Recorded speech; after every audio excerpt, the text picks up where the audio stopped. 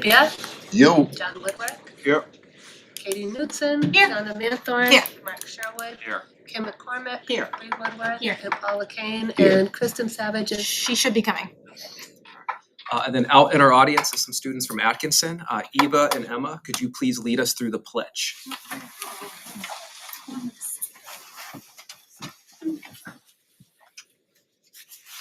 Pledge allegiance to the flag of the United States of America and to the republic for which it stands, one nation, under God, indivisible, with liberty and justice for all.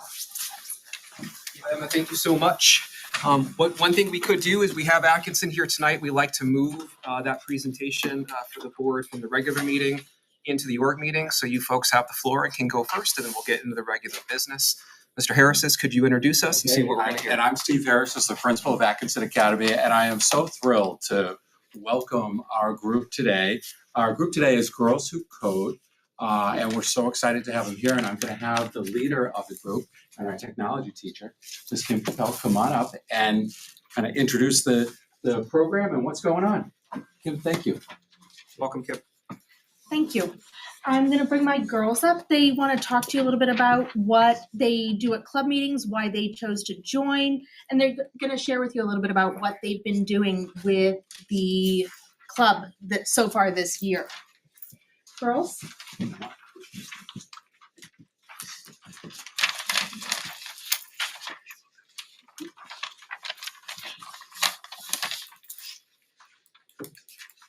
So we're missing one of our members right now, but could some of you maybe share why you wanted to learn how to code and why coding is a great skill? Go ahead, Eva. I decided to join the club because I wasn't all that great in coding and I really want to get better at it because it sounded really fun, like making games and like cool like slideshows and stuff. So I just thought it would be really interesting and I joined and now I'm here and I'm having lots of fun. Awesome. So coding is something that just about everyone can do. It's really about problem solving, right? Creating, inventing, and imagining. And what is one thing that we talked about with our first book that we read? If we have a problem, what's one of the best things to do? Do you guys remember we've got the rubber ducks? Oh, you talk to them if something's going wrong. And it makes you not stressed out.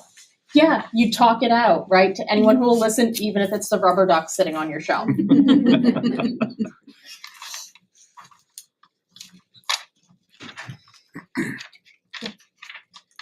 Only 24% of people code. Of tech employees today are a woman, which is down from 37 in 1995. That is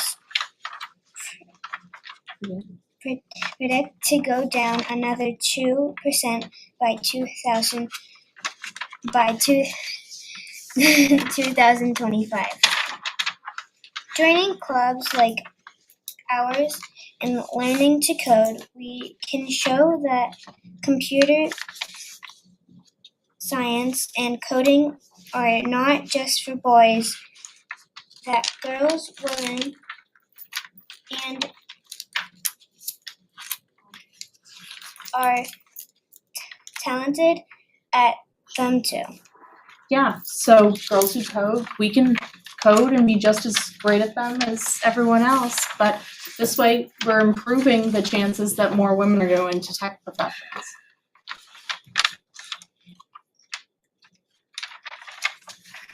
Our meetings normally look like greeting, catch up, outline of the day, read and snack, book 1 before book 2, now discuss as we read, coding activity to help one another, building code and friendships, saving, wrapping up, wishing for more time. Always. So some things that we've already done. The Haunted Code Chronicles. This was a fun competition we tried out in October, also trying Python code. coding for the first time. We had fun with this and are looking forward to trying again next year, and are also looking for other competitions. Yeah, the girls really worked hard on that. Debugging challenges. Examining different coding problems created by Girls Who Code and Miss Capel in Scratch and trying to figure out what was wrong with so they'd work was actually a lot of fun, and we liked the sound of blocks that day. Coding, games, programs, and art. We've been using guides and tutorials or coding on our own from bare basics to create animations, games, and artworks. We're using bots and will begin using a robot similar to the one in Coding Chronicles to learn more soon. Do you want to show some of the artwork with one of the bots? It's right over against the wall.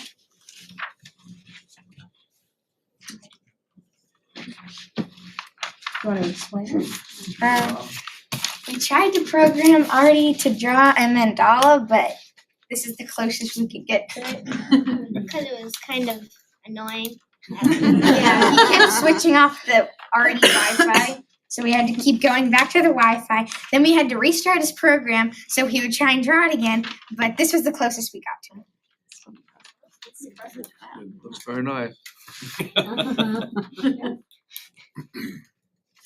Nice. What the girls are currently working on.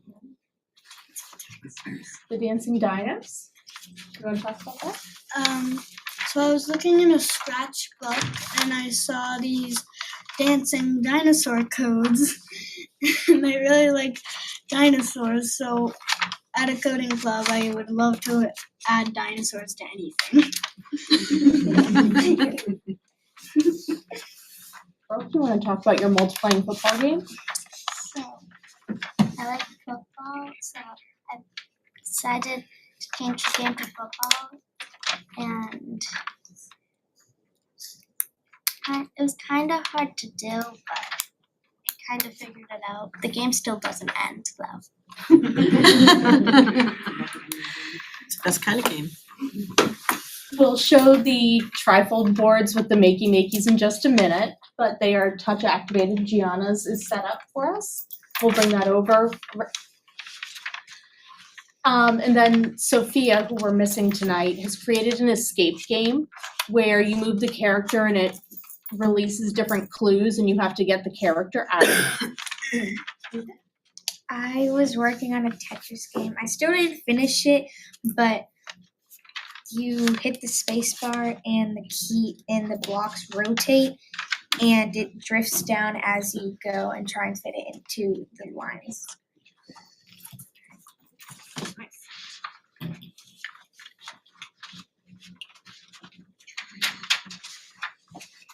And then Gianna coded for her biography tribe board. She recorded some sound at home.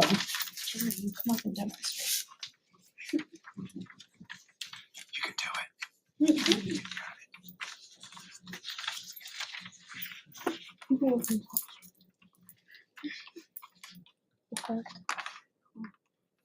Just hold the paper clip and then touch one of your sound spots. You hold the paper clip, and then with your other hand, you touch the sound spot. That hand. Good. She's got the code blocks in there. Oops, we might have to start the program again.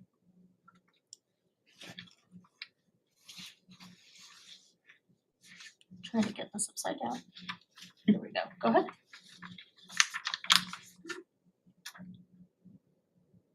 One more time. Something might have just glitched on us. And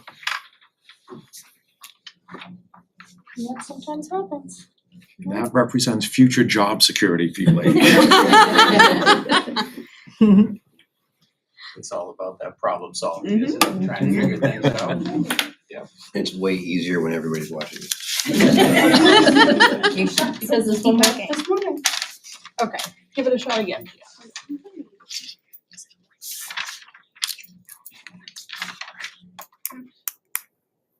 Okay.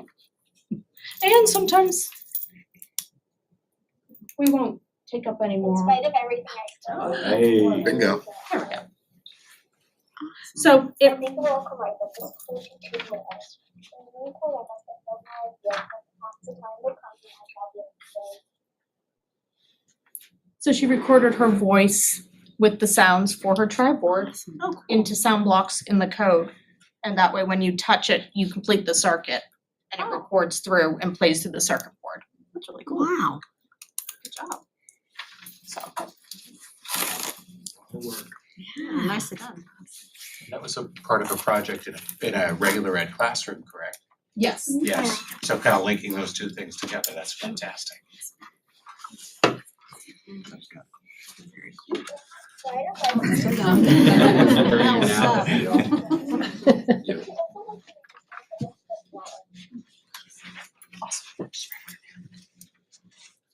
And then we think there's one more slide.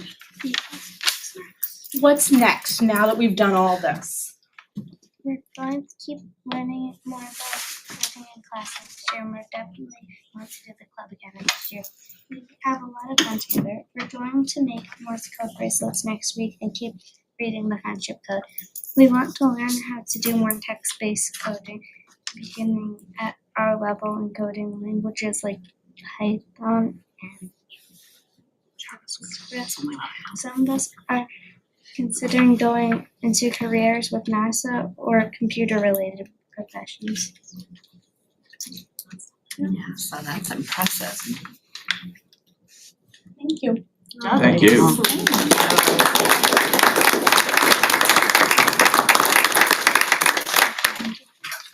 Anything else? Do you guys have any questions for them before they head out? I have a question. Did you guys all know what coding was before you joined the coding class? So you all knew what you were getting into and you were excited to, it's unbelievable. It was such a great presentation. I'm so impressed that you guys did that. I thought of that because one of you had said, I wasn't very good at coding. I'm like, what? You already knew you weren't good at coding? Like I had I no idea at didn't. that age. And No. same thing. I was like, Yeah. And yeah, I come from a family of programmers, and my father was from Silicon Valley back in the early 70s. I can tell you now, in my position now, I can't get enough industrial engineers, quality engineers, process engineers, and coding programming people.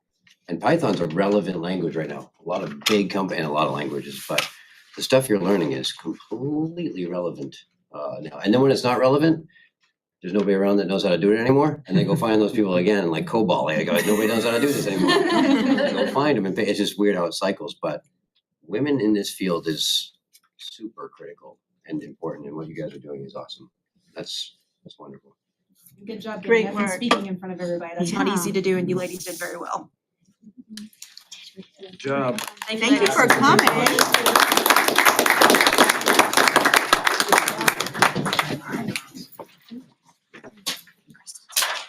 Okay, the next order of business in the organizational meeting is just election results. So just want to communicate out what the vote was in our community, a couple different things and pieces to share. First was the election of school board officers. I wanted to recognize Don and Katie and Paul also are all three returning to their school board seats for this next cycle. In terms of the budget committee, we're gonna bring back Catherine Consalvo, who was the Atkinson rep, and Laura Scherf from Plastow, and Karen White from Sandown. Those will be the 6 officers that are voted back in. With regard to the warrants, all 10 passed. Just wanted to thank the community for coming out. It was a record turnout. We have not had this many people visit the polls since before 2010. So our community should feel really good about their level of participation. We could move to the number 5 for the election of officers. I'll entertain a motion for chair. Go ahead, just raise my hand. Can I nominate Katie Knudsen for chair? I second. Discussion? Someone second that? Yeah, Brayden. I sat on a lot of cohesive boards over the years and some rather dysfunctional boards over the years. I won't be supporting this nominee. Everyone on the board knows why, and because I respect you all, everybody, always had all your backs. You all know why, and I'll just leave it at that. So usually we respect each other enough to be abstain. So that's all I have to say on that. Other points of discussion? Bree? I will say I think Katie has handled the last year very well with grace and has kept meetings running very smoothly. And that is why I second that. Thank you, Bree. And I would support Katie as well, being her vice chair. I've seen all of the stuff that goes on behind the scenes and the amount of time and energy and effort she puts into this board, not only here, but outside of it, which is enormous. So she's been doing great stuff. And yes, we might not always all agree, but she's leading a charge. And I think she's done it very well over the last year, and I'm confident she would do it again for another year. I just want to chime in and say, thank you, for all that you've done to respond to everything I've ever asked you. You're welcome. If there's no further discussion, we would move it to a vote. Is there any other nominations or not? Not hearing anything. Yeah, okay. Paul, can we start with you? Yes. Bree? Yes. Yes. Absolutely. Yes. Abstaining. Yes. Yes. No. You got the record? Got it. All right, thanks so much. 711. Katie, congratulations in terms of the next seat at the chair level. Thank you. And I'm going to hand the meeting to you. Thank you so much. Thank you for re-electing me as chair. I look forward to another year. This has been a really good board. Right now I'm going to entertain a motion for my vice chair. Go ahead. Don? I'd like to nominate Mark Sherwood for vice chair we can talk about it later. I'd like to second that. We got a motion by Don and a second by Bree for Mark Sherwood. Is there any other nominations? Okay, any discussion at this time? Yes, Jack. Yeah, Mark puts in, I have to admit, a lot of work goes in behind the scenes that most people don't recognize. And I think everyone does it, but Mark really is a stand-up guy and puts in, and in fairness to Katie, you gotta acknowledge the hard work that goes in behind the scenes. So, yeah, Mark, you good man. Yeah, I'd just like to say that I think very often, what people look at the school board for in leadership is somebody who has grace under pressure, somebody who treats everybody with respect, somebody who does their homework, cares about the district, and is willing to put in the time. So I think Mark meets all those requirements, and proud to be recommending him. Any other discussion? John? Just go on the record and thank Kristen Yeah. for being an amazing Thank vice you. chair for as long as you've been around. I feel like you're Thanks. You're like, damn, Shauna. no, you're in the Damn. tapestry. No, oh my, well, I've known you since I was little. Do we really have to go there? But no, just thank you also because of, we're chatting about the dedication and commitment that goes on behind the scenes, and you have been an integral part of the tapestry. Does that sound better? Okay, yes. But I do genuinely mean that, Kristen. Thank you. Thank you very much, John. I appreciate that. Yeah, just to Go ahead, Paul. go with Shauna regarding Kristen. And Kristen and I had a conversation about this, but when you're in the room, you've been very good at keeping us focused on the behaviors or the issue at hand and not the people, which I think for us to all get along is very important, and sometimes friends don't agree, and it's because we're voting the way we think is the right thing to do. And I think you bring that, and it's always like it's a nice calm presence every time you're here, and I think Mark will bring that too. So I think both of you, thank you, and Thank you. thank you for offering to. Well, you haven't done it yet, but like potentially. Sounds like you're welcome down there. Potentially.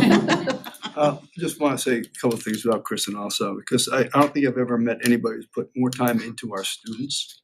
And especially it's impressive that she does that while being a board member, finding the time to be working with the different boosters groups, Right, just so- coming from the fundraiser right now for Five Guys for the boy. It's just unbelievable, around the clock time that you spend, with our district, trying to help out.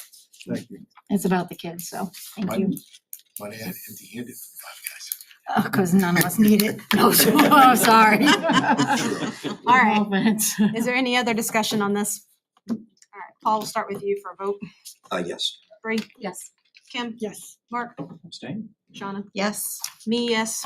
Yes. Don? Yes. And Greg, yes. Okay, so 8 You want to move yeses. or musical chairs next? Okay. All right. I mean, you can, 8 yeses, 1 abstention, 0 no's. All right. And I have to say, Kristen, she's been a very integral part. When I came on chair, I really relied on her heavily with her knowledge and everything, so. Well, that thank didn't you. help, did it? Well, it did a little bit. All right. Moving on, there's a couple things that we have to motion to act on for our organizational meeting, and then we can move on to our other meeting right after this. We have to, right now, currently, our district clerk, I feel terrible. What's the name of our district clerk? Kat Lancaster. She is no longer going to be our district clerk. I want to thank her for her years of dedication and being in that role, as well as when she was in the role as our school board recording secretary. But this role will remain open until filled. So again, if you feel like being the district clerk, please come on down. So school board recording secretary, I need someone to make a motion to act on the reappointment of Linda Mahoney as school board recording secretary. I make a motion to act on the reappointment of Linda Mahoney as school board recording secretary. I have a motion. Do I have a second? Second. Seconded by Kim. Any discussion? All those in favor? Opposed and abstained. Thank you, Linda. Thank you, Linda. Thank you. All right, school treasurer, I need a motion to act on the reappointment of Kathy Beatty as school treasurer. So moved. Got a motion by Kristen. Do I have a second? Second. Second by Shauna. Any discussion? All those in favor? Opposed and abstained. All right. Passes. Zero. All right, I need a motion to act on the reappointment of Deborah DeSimone as assistant school treasurer. So moved. So moved by Kristen. Do I have a second? Second. Second by Jack. Any discussion? All those in favor? Opposed and abstained. Okay. And then school council. Motion to act on reappointment of Drummond and Woodsman as school council. So moved. So moved by Kristen. Do I have a second? Seconded by Mark. Any discussion? I'm just Yeah, go gonna ahead. jump out there. Yeah. I mean, every year we look at this and we try to, they've been with us for several years. We've Yep. looked before. Do we change? Do we not change? Leadership has been working well with them. They're working well with us. We have a lot of, buns in the oven right now that we're dealing with. I would not want to So- go with change at this point. So changing would not be good, but I also don't even know who would really be out there for us to change to. We have a very good relationship with them. I think it's been even better over the last couple of years than it was in the past. So I'm confident that this is the firm to continue with, so. And you're the Sorry. expert in the industry. She is. So can I have a motion to act on reappointment? did. You did. Okay. We Do I have a already- s- we already did that. do I Just do that? discussion. Okay. All right, cool. I just, it's just a Any bit- more discussion? It's been a That's your day. question. Any more discussion? All right, all those in favor? Opposed and abstain. All right. The next thing is bonding. This is something we have to do every year. Again, it's a motion to act on the bonding school treasurer and assistant school treasurer in accordance with RSA 197:22 and policy DH. And then policy DH is just bonded employees and officers. And again, this is something we have to do every year. So can I get a motion to act on bonding the school treasurer and assistant school treasurer? So move. Who said that? Jack. Jack, can I have a second? Second by Mark. Any further discussion? All those in favor? Opposed and abstained. All right, cool. We have the designation of banks. I just need a motion to act on the designate of the TD Bank as a district bank. I believe we've been using this bank for several years. Again, I don't know who we would even go to. Would really screw up a lot of people. right? So moved. Do I have a second? Second by Bree. Any further discussion? All those in favor? Opposed and abstained. Okay.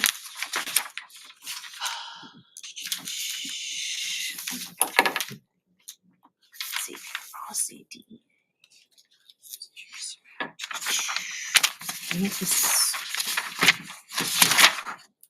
Like, am I missing a page? So it's, We did review and reaffirm policy DFA and EI and procedure BCAR. DFA is investment. Just missing the rest of it. I know I don't have page 3.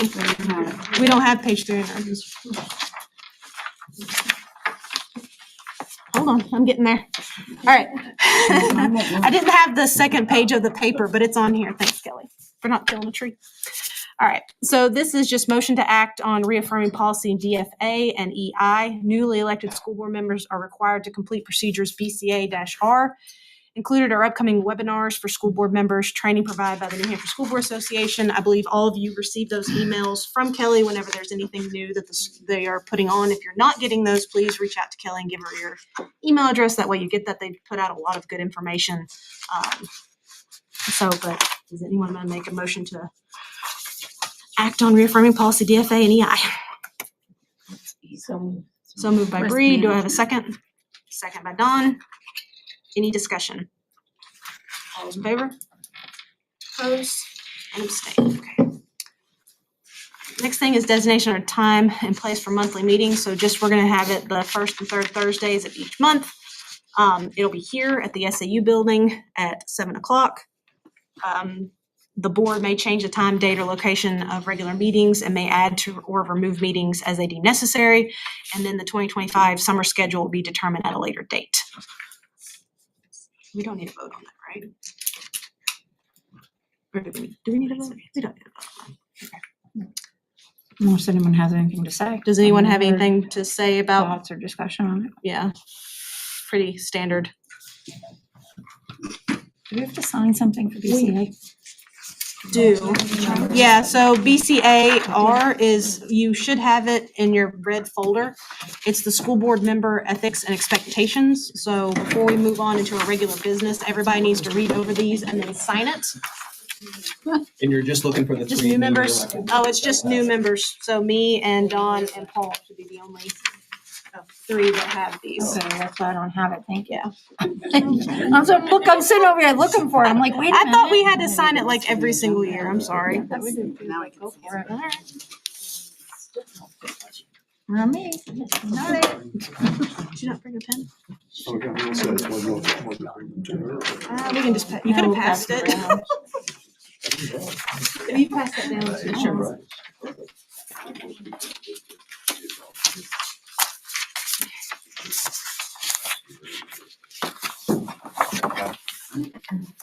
Good. Everybody Sorry for interrupting now, but I was like, wait a minute. No, you were good. Okay, does anybody have any comments or questions on our organizational meeting before we move on to a regular business meeting? Okay, then can I get a motion to close the organizational meeting with the regular business meeting to follow? So moved. Motion by Kristen, do I have a second? Second. Second by Shauna, any discussion? All those in favor? Opposed, abstained, so I'm closing the organization meeting at 7:28 and starting the new regular business meeting at 7:28 as well. Okay. Already called it to order. We're not gonna do the pledge, we've already done that, so we've already done roll call. So the first thing that we have is approval of meeting minutes. So once everybody's had a chance to look at those, I'll entertain a motion to approve the meeting minutes from the last meeting.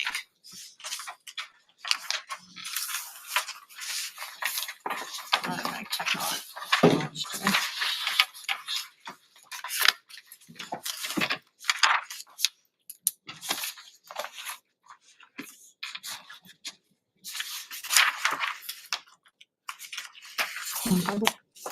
And we do have a set of non-public, so we'll do the public first and then non-public.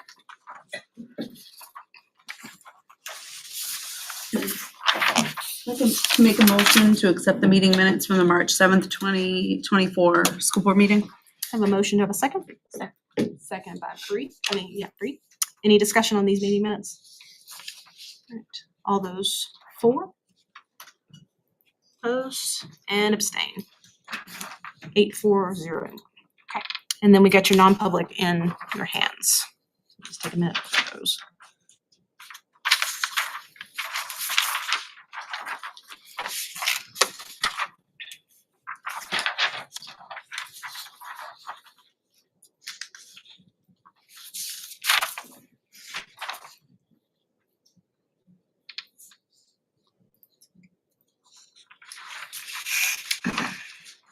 Make a motion, we accept the non-public of March 7th, 2024. Have a motion of a second? Second. Ooh, seconded by Shauna, she's a little quicker. Any discussion? All those in favor? Opposed and abstained. All right, 0-1, if you guys can pass this up. All right, student, staff, and family share, we already went ahead and moved that. Delegates, individuals, is there Marina Springer here? Marianne. Marianne, I am so sorry, I botched your name. Marianne, right? So sorry. It was just the way it was written, it's my bad. How are you, My ma'am? name is Marianne Springer, Danville taxpayer and mother of two, the proud mother of two Timberlane graduates. So I don't have any students in the system right now. I attended the last school board meeting and I had just a couple comments and requests for the board. First, I'd like to thank Mr. Sapia for his attempt to provide the school board with extra time to review the district's proposal for several additional CIP projects to complete this year that totaled about $1.8 million. I'd also like to thank Mrs. McCormick for making the request afterwards that the board be given a preliminary list at one meeting with discussion and possible approval at the next meeting. Taxpayers who attend board and or view school board meetings should have visibility to things like this, projects that are under consideration during the meeting. I think I heard that this list was developed because funds became available when some previously listed CIP projects were moved to lease funding, and these were projects that could be completed in this fiscal year with that available funding. I may be mistaken, but I believe that $1.8 million could have been reserved for the next fiscal year, in which case a standard board presentation and review process would have been used. Certainly, I saw in the upcoming approved budget, there's a budget line for capital projects in the operating budget of nearly $1.9 million. The fact that 45% of the voters rejected the warrant article to place additional money into the capital reserve fund shows that many taxpayers are dissatisfied. While spending these funds this year may well be on timely and much needed projects, taxpayers like myself do not know how the money is being spent. I would appreciate it if you could provide more transparency and careful deliberation when spending funds on capital improvement projects. In general, I urge the board and the administration to communicate more openly with district taxpayers to provide more visibility of possible and planned expenditures. Many taxpayers simply see a budget that continually grows at a rate that's outpacing the growth of their individual financial resources. Meanwhile, as you must know, each taxpayer has a household budget that is also being stretched by growing daily living expenses. I therefore respectfully request that the absolute maximum amount of surplus funds be returned to towns at the end of this year to offset taxes. I know in Danville, we had quite a spike in taxes in December, largely due to the school budget because our town budget is less than 20% of what taxpayers are paying. And I would like to thank all of the board members for all of the hard work that you do. I know it goes on all year long, and that last year you considered how much you could return to taxpayers, and I would like to urge you to do the same again this coming year. So, thank you. Thank you. Linda, do you have any more delegates or individuals? No. Can I get a motion to move the last 25 minutes of delegates and individuals to the end of the meeting? So moved. Got a motion to have a second? Second. Second by Shauna. Any discussion? All those in favor? Opposed? Abstained. All right. Student rep. Hello. It's great to be back this time in spring. So How many days left in the school year? well, I don't know. You know what? I've been too busy to count. I'm gonna start with the YMCA Educators Celebration that took place last night in Plastow. Students and staff nominated educators in our area to be awarded for their outstanding work in and out of the classroom. The educators that were featured and awarded for their impact in our community were Catherine Bannister and Erica Stack from Sandown North, Teresa Bolduc, Teresa Nevins, Pamela Briscoe, Dina Rodriguez, who was my third grade teacher, and Susan Tozier from Pollard School. From the middle school, we had Marilyn Hutnick and Laura Shute. And at the high school, Timothy, Lena, and Steve Rugoletti, who were also recognized. We also had Lynn Masterakos from our district. Congratulations to all. Today, students and staff in our district rocked our socks by wearing bold and brightly colored socks in recognition of World Down Syndrome Day. On March 13th, Sandown Central welcomed over 70 kindergarten parents at their kindergarten information night. In addition to kindergarten families, Sandown Central also had a representative from the Sandown Public Library and Center for Life Management present to bring the community together. Sandown Central will host the district-wide preschool and pre-kindergarten information night on April 10th. This will be from 6 to 7. Sandown North continues with 2 school-wide goals, including the American Heart Challenge, as well as their reading goal of 120,000 minutes. Both challenges will continue for 1 more week. Danville was happy to host their annual kindergarten information night on March 6th. Several families were able to attend, learn about the kindergarten program, and visit Danville's kindergarten classrooms. The Danville PTA is excited to host Bingo for Books tomorrow evening at the high school cafeteria. This is one of the biggest events that they host annually. The NHSLMA's School Librarian of the Year was awarded to Mrs. Toth over at Atkinson Academy. The School Librarian of the Year is recognized for ongoing excellence in school librarianship. Award recipients are leaders in the school library community at local, regional, and/or state levels that have made a significant statewide impact on the library and media profession or on the library media services provided to our school communities. Mrs. Toth will be honored at the Eddie's Award Banquet on Friday, March 29th.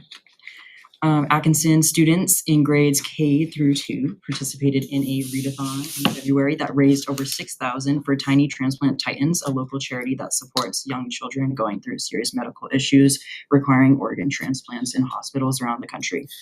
Books, toys, and stuffed animals have all been donated as well. The staff at Pollard School have had some great learning opportunities on their professional development day that took place on March 15th. There were wonderful presenters from across the district.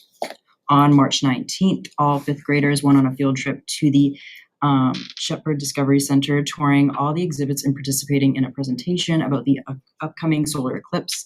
These students really enjoyed this trip. Pollard's 5th graders had the opportunity to enter a contest to design the cover of the 5th grade yearbook. The winner of the front cover was Evie Zakian. For the back cover, it was Charlotte Frazier. Congratulations to these students. Pollard's 5th grade band students did a wonderful job performing their band concert, which took place on March 20th. On Friday evening, March 22nd, the 5th grade parent committee is holding a spring social.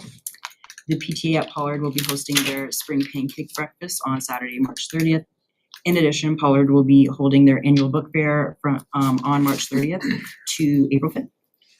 The TRMS Library hosted its 2nd annual Readapalooza last week as 16 staff members gathered with almost 50 students based on the novel they selected to read for the event. The enthusiasm and dialogue that all individuals brought to this event made for a tremendous celebration of literature. Spring sports tryouts will begin next week, so everyone is looking forward to a great athletic season for the student athletes, which also features the first full competitive season for boys and girls middle school lacrosse. The high school had parent conferences on March 14th. These ran very smoothly. On Tuesday, the high school hosted the March New Hampshire Association of Student Councils Conference. This event featured roughly 90 student council members from our state, as well as teamwork workshops and guest speakers. Life of an Owl hosted a conference today at the high school, and student delegations from other schools attended. At this event, there were discussions and presentations on how to effectively build a community and school spirit at school. A reminder that junior SATs will be on March 27th, which is next Wednesday. Make sure to bring a fully charged Chromebook to testing and to be on time for the 7:20 start time. Good luck to everybody testing. There will be a mental health awareness week at the high school from April 15th to April 19th. This week will include dress-up days, guest speakers, school activities, and culminating events. On April 2nd, the high school will be honoring over 30 senior scholar athletes in Concord. And lastly, a reminder that quarter 3 closes on April 2nd as we move into quarter 4. Thank you. Awesome, thank you so much. Thank you. All right. First thing for current business was just informational, but currently, right now in your package, you see the current standing committees that we have and where everyone is. What I would like for everyone to do is just to email me what your preferences are, if you're good with where you're at, if there's another committee that you want to change or anything. And then me along with Justin will go through and reassign and then bring these back to the board at our next meeting. Does anybody have any questions about the committees that we are on or anything of that nature at this time? Yes, Jack. Do you think that maybe, what do we discuss about maybe a restructuring of the committees? Or, you know, do we want to change a little bit the way we're interfacing with each other? I don't know the exact way of saying this. I've had a few conversations about, you know, do certain committees have to meet as much as they meet? Streamlining? Yeah, that's a good word. Thank you. There's been some talks to make sure that committees are more streamlined and maybe to get some things out to help the board members to report better to the board itself. So there's more transparency. We're currently working on that, yes. I didn't know if this was the time to talk about it. Thank you. Any other questions? Like I said, again, take a look at it. Please email me. Let me know what your preferences are. And then we'll, have it together for the next board meeting. You also have another thing is our school board goals, which we did a workshop on these. And these are just here for informational look at it. I believe we like to have our new goals set. Is it June, Kristen? Normally we vote on them again. It should be. Do you remember? I mean, we should do it like in May. I thought they could be working on now and have it. About like the first meeting in May. Yeah. Okay. So we'll shoot for, everyone's gonna look at these and we'll shoot for, again, this will be kind of a recurring thing to kind of talk about it, look at it. And we're gonna shoot for the first meeting in May to vote on our new school board goals. Does anybody have any questions or anything about it? Yeah, Bree, go So ahead. are we trying to create new goals or are we trying to see if we've met the old goals? Well, one, we need to see if we've met old goals. And then if there's current goals on here that we're still working to, they would stay on. And then see if there's anything new that we wanna put on for this coming. If there's something that should come off, it comes off. If we need to amend something or add something. So is that gonna be a separate workshop once we? If that's the will of the board, I mean, I felt like the last time when we did that, it worked really well. It was So great. if that's something that we wanna do again, I'm totally open for that so that we can have some good work on that, if that's something that the board wants to do. Yeah, that's a good idea. Okay, It was alright. very productive. All right, well then I'll after this meeting, I'll send an email out to all board members and kind of start seeing like what some dates might be that we could actually do that. Okay, anybody have anything else for goals? Sean, did you have your hand raised? Nope, I was gonna ask about the workshop, but Bree bit me. I just found that to be very helpful, Yeah, it was really good. very productive. Right. Next thing on our list is policies. We have a couple for first read and then we have a couple that we are, the policy committee actually went ahead and waived first read and has moved it on to second read adoption, right, Shauna? Yes. Okay. So the policies for first read is GCF, professional staff hiring. What the changes and recommendation is reposition and the revised policy dates, changes in dates for summer hiring. You got policy GCBC, which is family and medical leave, that was changed, was removed and added language from Wyndham School District's policy. You have policy KI, which is visitors on school grounds. This replaced TRSD's language with Bedford School District's policy KI.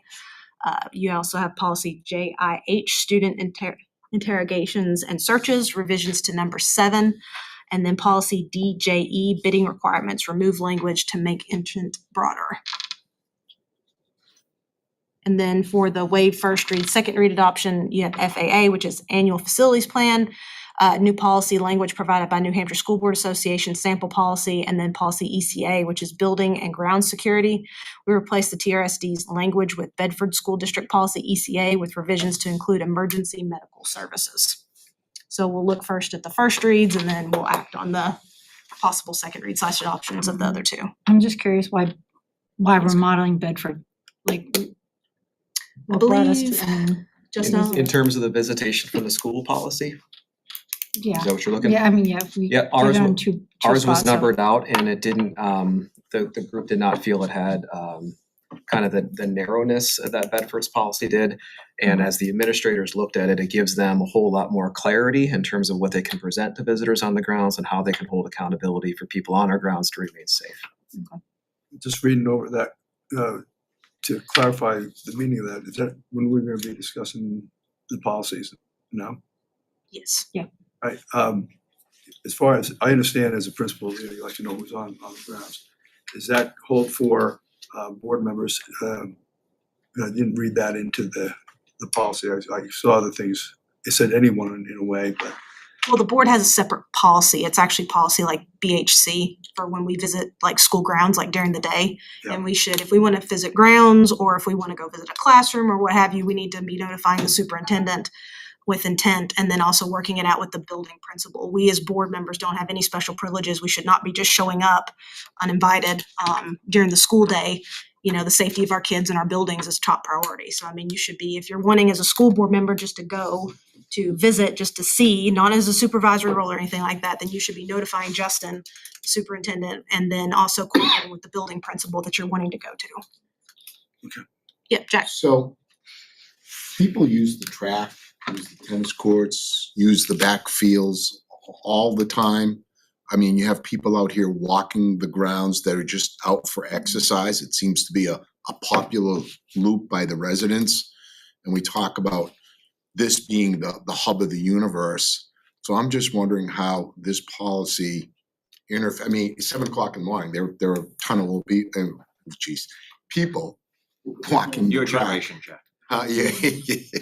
So how does this policy affect? It provides school administrators with direction for how to approach and engage those people. And also a process for how those folks should be getting onto the campus when school's in session and there are young people on campus. So what we're saying is nobody can walk the loop during the, and I understand the reasons for that. I mean, I get it. Isn't it posted? What the policy outlines is there's a process to gain access. And how about, so to that point, how about after school gets out at 2:15 and the sports people are out there and now people wanna say jump on a tennis court if the tennis courts are empty? Same thing. Same thing. Okay. It just, you don't have much time to digest this from the time we get it to the time we get to the meeting, so. And it's a first read, I think, tonight. Yeah, You guys, these are you're all gonna be first bringing read. it back and if there's things that you would like us to dig into outside of. No, the meeting. no, I'm just in my mind, I'm trying to organize those people that like to utilize the campus versus the needs of you and the administration. Safety for the kids. Yeah. But it's already posted that you're not supposed to be out there during school hours on any of that. So it's not anything new. I mean, it's something that we've been living, I mean, it's been our understanding. People shouldn't be out there during school hours, correct? I mean, yeah, I mean, I knew when I was principal what the expectation was. I didn't know if anything had changed. I'm thinking about times that I've inadvertently, done things. I've been here, went out back to look at the project that was going on. I went out to look at the track independently, just did those things. And at least one of those was during the school day. I didn't do any notification. I think came back, I showed people pictures here of what it wasn't like a nefarious, visit, but I think I just wanted to make sure that. No, it's a good point, yeah. Yeah, when school's in session, we all should be abiding and, not just, but yeah, Brie, go ahead. So to that point, I think that when it says a person not employed by the school system, technically we get a stipend or employed by Timberlane Regional School District, so I think that language needs to change. but there's another policy that governs us. Yeah, Okay. it's, So we're just not this is for people in the public coming to the schools. Okay, and then it says during the school day. Well, does that end at 3:15 when the school day ends? Does that end at 6 when the thing ends? Does that end at 7 when the game? The way I interpret it, the school day ends when class is not in session anymore. So are What you about guys? extended or night activities. classes? What about I feel like there's so much Yeah. that I would like. So then I guess, do you guys Clarity. want, well, this is just for a first read, so I guess to Yeah, go so back to we policy. can take it back to policy and bring up these points. I'm actually writing them down too, right? So the school day, definitions, specifics, glossary, asterisk, something like that. Nope, that's a good point. And then I think we covered yours, right? Yeah. Okay. And then Jack, forgive me, I just want Sports, I mean, the sports teams are out there till usually 7 o'clock at night. Yeah. To kind of Pretty defining much. the school day. Defining the, so Define the that school falls day. under Yeah. that, I yep. feel like defining the school day. Sorry, Go and ahead. then, but also back to the, and a Sorry. person not employed by the school system, so again, what about our outsourced services that we are technically employing? They would still be considered visitors and still would need to sign in. So Are I you just don't referring like to that language. contracted services? So you're supposed to sign in And with a supervisor. They currently do. Yes, and they wear a Well, visitor's badge, it's- yes. Yeah. Just making sure, cause again, At least every building. that they're technically employed by us, so. A policy, if you're gonna start talking about after the school day, you have to be careful about that, because once you're after the school day, you have other schools coming here, other teams coming here, parents picking up, you have people coming to watch sports. Yep. So that becomes a different, The animal. you have to be careful if you're gonna, how you're gonna do that, the after stuff. Just to agree with you, but the definition of school day would be important. Yep. Is it also possible to refer the school board to the school board policy in here? For school board members? Referred Sure. to, Mhm. or for the policy regarding Bring school that board back, members. Just refer to the policy, blah, blah, blah, whatever that is. Yep, got it. Does anybody else have any other questions for the first read policies? Yeah, I do. Jack? No big surprise, I wanna talk about EGE, the building bid requirements. As you know, I'm passionate about this. This is one of the mechanisms that we, the school board, can use to control spending, as Mrs. Springer so nicely put it. As I reviewed this, I look at the other school districts, everyone from Concord, Salem, Wyndham, Sanborn, about 80% of the school districts hover around $20,000. I think the average amount to get 3 quotes is roughly $5,000. We're at 50,000. We have a ton of moving parts, and this is the one part that we have that's our responsibility. How we expend the funds falls on our shoulders. And there are tons of projects going on, and I think we just need to have a tighter rein on what we anticipate, what we approve, and this is a way of kind of tapping on the brakes. I think the voters spoke very loudly. And this is the one part where we can have a little bit of control, which is, by the way, our responsibility. This is why we come here, is to do exactly this. So I would recommend, because this is first read, that goes to $20,000. And Which part, Jack? Uh, Purchases of, is that line? I'm trying to take you know notes so I what, can make sure I bring it back. I'm reading mine. Sorry. I'm reading my thing, where it says 50,000. Yeah. Supplies, materials, equipment, contractual. Yep. Well, I there's would- 2 numbers there, so that's why my Yeah, I would eye do only that fell on one. I would do that to 20, So 50 you goes wanna to 20. decrease from 50 And to the 20. 10 goes to 5. I mean, and we talk about, I'm not trying to give people more work or less work. We're here to write good policy. And good policy means control, and process is mandated by policy. The other thing I would say is, when you look at the process in getting 3 quotes for something $5,000 or less, that's 2 additional telephone calls. So I don't think it's any burden. And then I ask myself, how do the other towns do this? I mean, Concord is huge.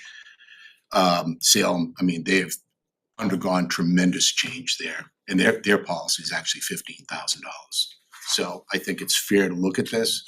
And again, this is about making sure that every single dime we spend is well spent, and that we do everything to mitigate the cost for the taxpayers. So, Go ahead. I believe that $50,000 amount was just recently It was back. changed, and that was the 12/1/2022 2022 revision.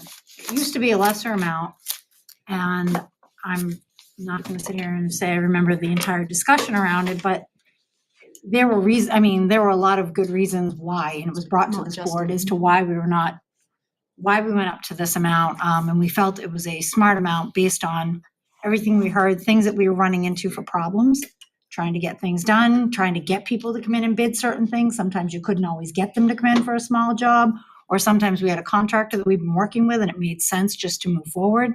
And the board at that time, I think was a as is now, I mean, try to be a very fiscally responsible board, and there was a reason for doing that. And I would be remiss to just say we're gonna go back to 20, not even 2 years later.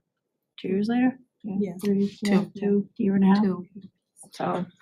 Justin Williams. Three things to share with the board. I echo Jack's comments. I mean, the primary function of a board is fiscal governance, and I think that it's well said and should be considered. The two key findings from the policy committee that color in the rest of the policies that we looked at in other districts, what we found is the date of those policies go back 10, 15, in some cases 20 years, and the dollar has changed over that time. The other key finding is that most, if not all, of those policies had a clause where the superintendent had the authority and power to override any of those things. So the control here, what I see in Timberlane, is actually more, because you don't grant the superintendent that authority in this policy as it's written. So yes, there's a dollar figure that's got controls, but it's also who has the ability to kind of make decisions, whether they're an independent single individual or a board of 9. Yes, Mark. Reflecting on what you just said, a lot of these policies that were referred to are dated. And so obviously the dollar has been devalued considerably. Yet those institutions are still utilizing them and have not found the need administratively to up their number, but they have that safety. They have the safety of having the super. I'm wondering if you and or the board would be interested in having that kind of be a safety valve for us. Perhaps altering, and I was on the policy committee then, so I do remember some of the discussions, but in order to not gum up the works with an unnecessary number or for bids that are time constrained, to give you the authority to say, yeah, like, get this going. What are your thoughts on that? I know I'm just throwing it at you, and if you want to reflect on and talk next meeting, that's Or fine. we could bring that to policy. One of the things I think about what Jack is saying is a level of transparency and control that a group of people is in charge of versus vesting that in one individual. I'd be comfortable to do it. I would make the recommendation that you don't move in that direction. I think it should come to this group, and I think this group should have a presentation and a vote on those things.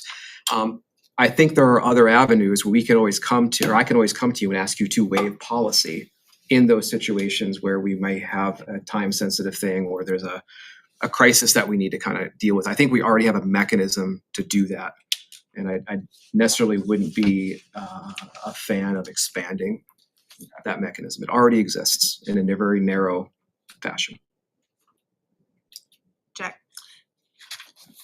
I've worked with a couple Fortune 100 companies. I own my own business, and it's very rare to see people want to broaden or loosen up controls. It's usually the other way around. People want to tighten controls, and they want to have more say in what goes on. I think it's written in there in case of an emergency, and I didn't read the whole thing because I wrote my own policy, so I apologize, but I believe that in case of an emergency, you should have the authority to make a snap decision. I have no problem with that. I trust you, Justin.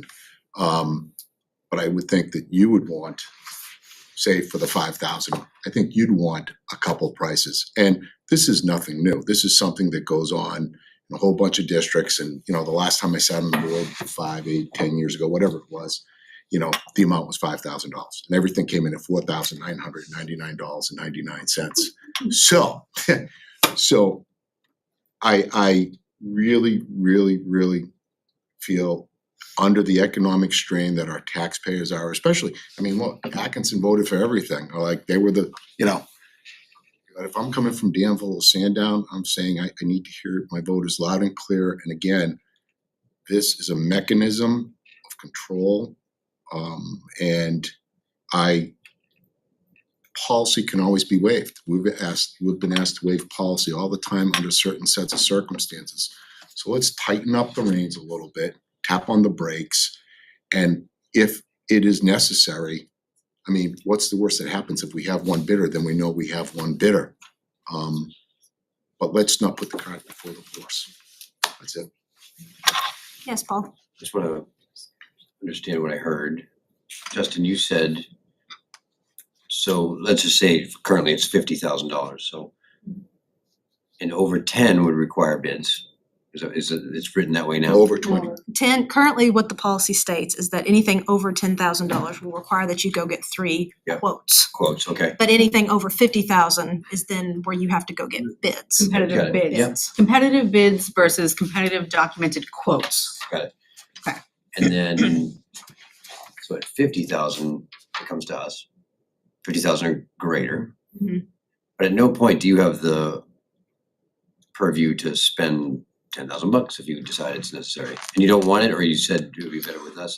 What was that part? I'm not so sure I understand your question, but Neither. So I think I know.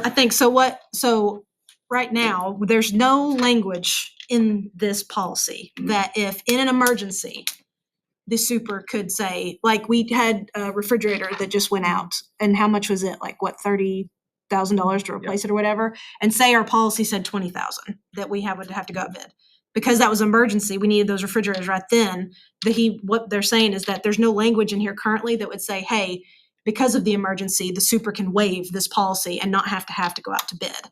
What he's saying though is that don't put that language in there, either stick with the number, which was talked about in policy. Mhm. We actually talked about, well, do we lower it or do we keep it at 50,000 and put that language in there? And what we decided was keep the 50,000 because it's our policy. We don't want to have to keep waiving things. And we don't want to keep gumming things up. So No, Paul first. Yeah. Nope, Paul. the, did, in that example of the emergency, did that delay our ability to get things fixed properly? If no, we because put it it to fell us, below the $50,000. and you made that decision. We made that decision, Right, yes. does that delay anything if it's a real emergency? If the price for that cooler was $50,001, yeah, there would have been a delay for us, or at least it's about the calendar, when the board's gonna meet and when we're gonna be. And then if you're a bid process, the bids are open for a period of time. Whereas the quotes is, as Jack says, it's a phone call, it's an email. Those are much more immediate for us to see what the cost may be versus going through a competitive bid process. But you can't just do that, right? Can't do what? You're saying that it comes to us. Correct, because there's no language in here That stating allows that him to do that. allows him to do that. And I if see the board your would be point. interested in moving that direction, I'd make a strong recommendation that you're including language that if you're gonna give the superintendent the ability to move through that on his or her own, then the requirement is at the next board meeting, it's reported out to the board. Absolutely. Well, you could even lower the amount, like say, okay, up to $10,000, if you're gonna do something that's like gotta happen like right now, like do it, like, and we'll review and give feedback if necessary, but just something to consider. I'm not suggesting how to write it. I'm just saying there should be a number, maybe it's pretty low, that just says Justin's the CEO of the district. We're like, sometimes you've gotta make a decision. And then yes to the other stuff. I mean, like, I'm not really commenting on that. I just think you need at least some. I'm gonna let Bree comment because she's not had a chance to than you. So in the current policy, in between the 10,000 mark and the 50,000 mark, is any of that reported out to the board? Just Through facilities committees, potentially through CIP pieces, potentially through my admin report, potentially through budget and actual reports that we're gonna build in. I don't think there's a common mechanism for that yet. There's a manifest as well that the board could see and be part of these meetings as well. It may be nice to have a common one point of entry for those type of pieces.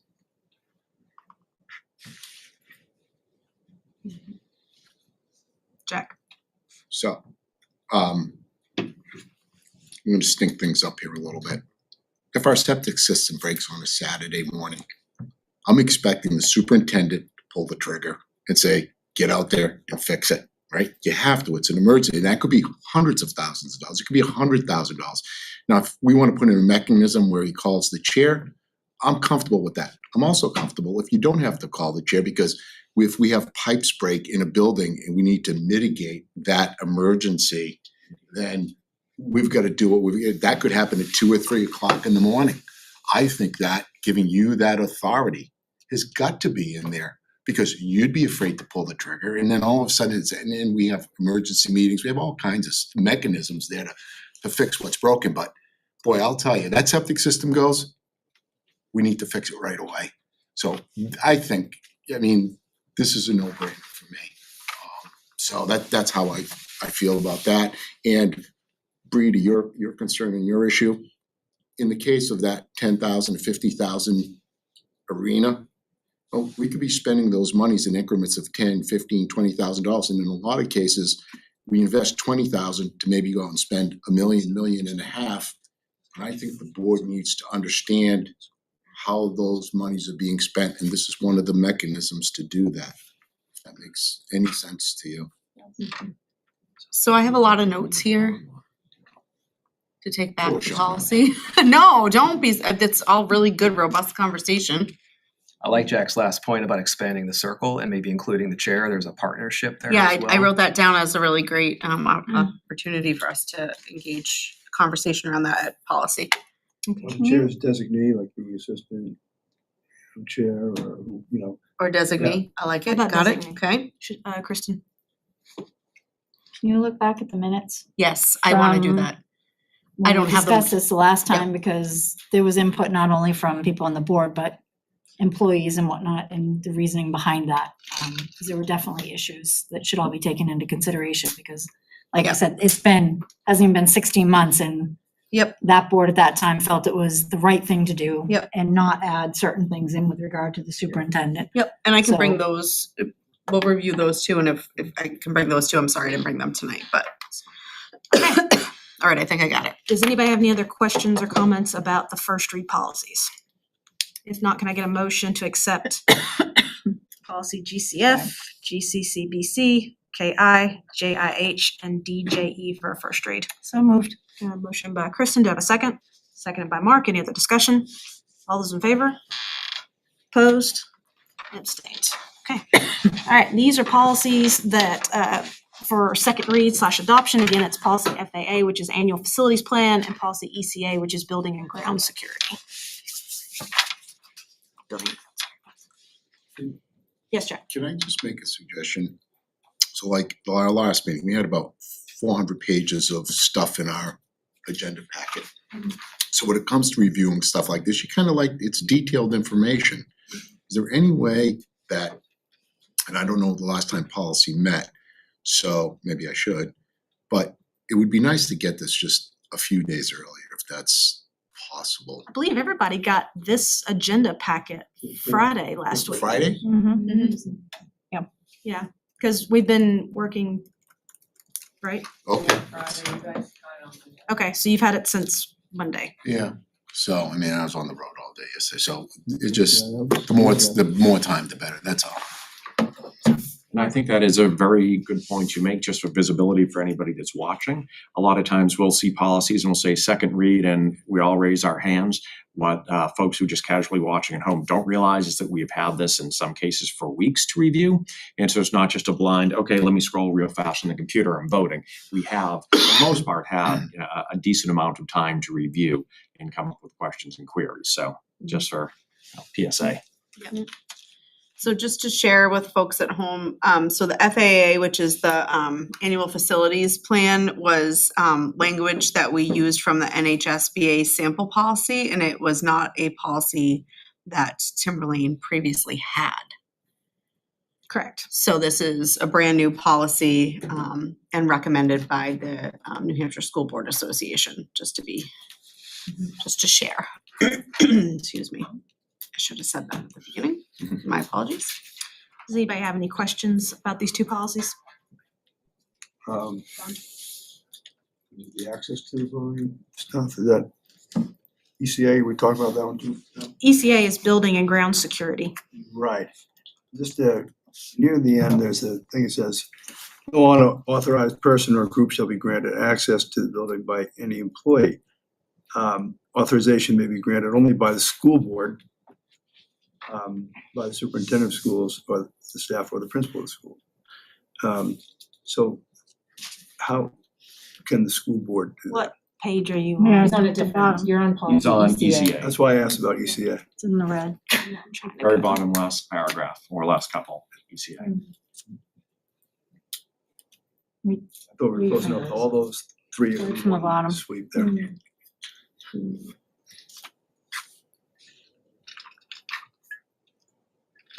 That's why we're reading first read, why you're looking to have us waive first read on this one. I know, I'm trying to remember. I'm I mean, I'm sorry. just like, you have two policies here that we haven't seen, so, and I don't think either one of them is time. One of them is, I thought, Justin, I'm so sorry, I don't remember. FAA is New Hampshire School Boards. No, but there was a reason why we were moving it to first read and adoption, and I forget. Yeah, the first one I understand, but I don't remember. But that's a good catch by Don because. Say that again, Fran? Yeah, Okay. The first time we updated it. correct. All right, so this is just, They're all first read then, yes. so Yeah, these two are first These read two too. are first read too. You see what he's talking about? I do. Okay. All right, so these will just be adopted as a first read and Section not, should be removed. yeah, this will be a first read and not a second read / adoption. Okay, so, a good catch, Don. Nice close read, Don. Troublemaker. Does anybody else have any other English comments teacher. on FAA or ECA? Can I get a motion to accept these as first reads? Motion by Mark, do I have a second? Second. Second by Kristen. Any other discussion? All those in favor? Opposed and abstained. Okay. Any notes for me to take back to policy? I guess on just- either one of Just the those? removal of ECA. that Got it. school board section. Yeah. Next thing, we have a waive policy DJE bidding requirements. Motion to act on waiving policy DJE for the renovations of the JV baseball field. Justin, read So this is what educators call like a teachable moment. I was just gonna say, Right, so some background, as district admin, we've been kind of watching the JV baseball field kind of deteriorate over time. It's beginning to develop some sinkholes that have been coming increasingly in frequency and also in depth. Part of Rapidly. Part of the plan that we have outlined in terms of caring for our fields is to rest some of the fields. So the JV baseball field is in that rotation in terms of not having student athletes on one consecutive field for days on days. That kind of wears on it. We did a study with Busby Construction to kind of figure out what was happening out there. In those tests, it was really clear to us that there were some stumps that were buried underneath of that surface, and what it ended up causing was large pockets of air, which then water would pool and then create that deterioration. So kind of think little hollow cavities all kind of throughout the field that's trying to support athletic competitions on top.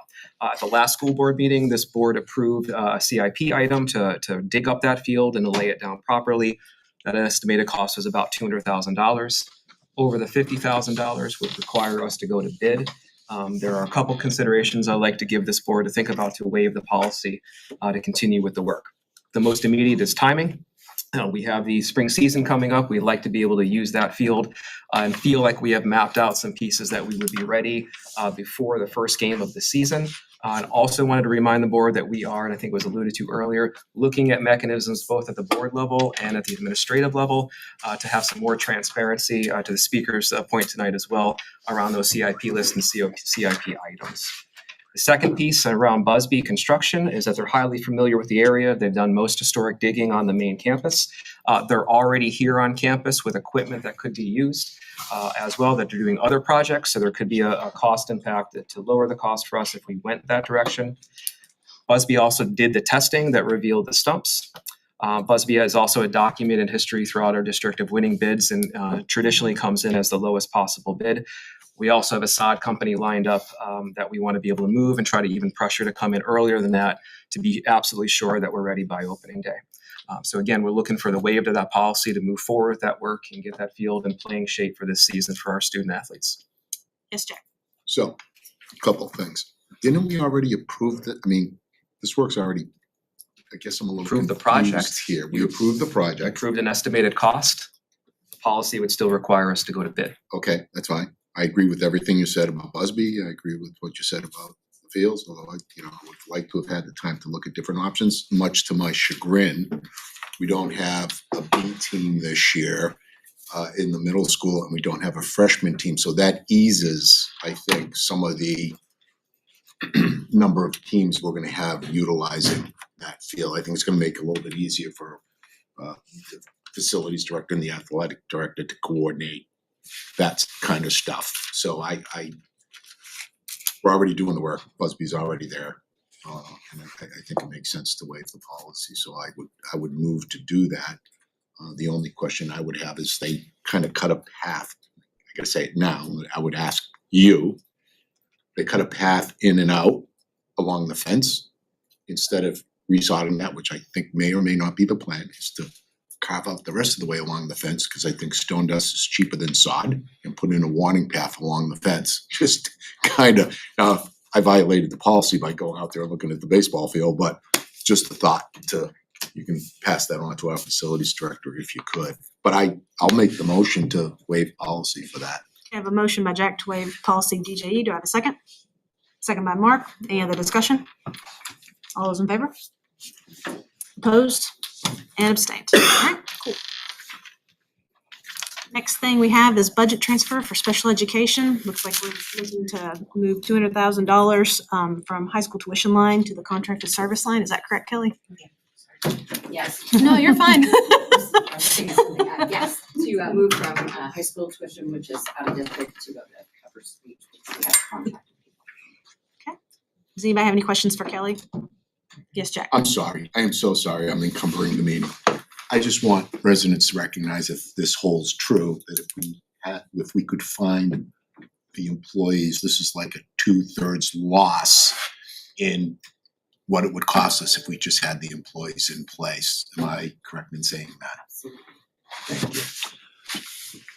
you. A couple new ones recently, so Yes. we're getting there. Any other questions for Kelly before we move on this? All right. Yeah, Paul? Just one more time. So, could you say what you just introduced it the way you did before? Yeah, so I'm taking the high school out of district line. Yep. And I'm moving it into our contracted speech line. Got it. Because we couldn't fill all the openings that we had, so we had to contract out, and it's expensive. Yeah, I'll just ask a question now, and Yeah. totally understand if you don't know. Based on our general pay progression, are they paid just in teachers in the same like Masters Plus, 15, as a teacher, a speech therapist, or Yeah, that's what the communication person? downfall was, but now you have a different contract. They were under teacher. So if I'm an SLP and I can make 80, 90, 100,000 at a clinic, and I'm gonna give you 47, that's what our problem is. Yeah, and I mean, we'd have maybe some benefits advantages, but it doesn't cover that much money. So what is that number typically, like your Masters plus 15 or just something like that? And So what's the percent Before, difference? brand new SLP out of college, masters 47. Oh, because you did that. Yeah, And- so and that that's- same person at a clinic or a hospital or wherever you would go to do this. Much more. I mean, that might be in the higher end, Speaking but of you OT absolutely language, can. it's double. Yeah. Sometimes 2/3 more. Makes it harder to hire people too, when they know if they work in that, field, and that, privately, they can make more money, talk for the same thing. So it's, So would it be considered fair to say that it's less pressure and anxiety in a clinical setting than in a school setting for this profession? Everywhere is less pressure and anxiety. That's what I was thinking. I didn't want to say it though, because I didn't know if in that realm it was the well, same. it probably a more reasonable load, probably better compensation, probably, there's some professional pieces to it that are good too. So, this is what you're competing with when you're trying to hire somebody. People like to be in education, people like to be in. So these contracts that we're getting, is it just year to year because we can't find somebody, or is it multi-year? No, year to year. No.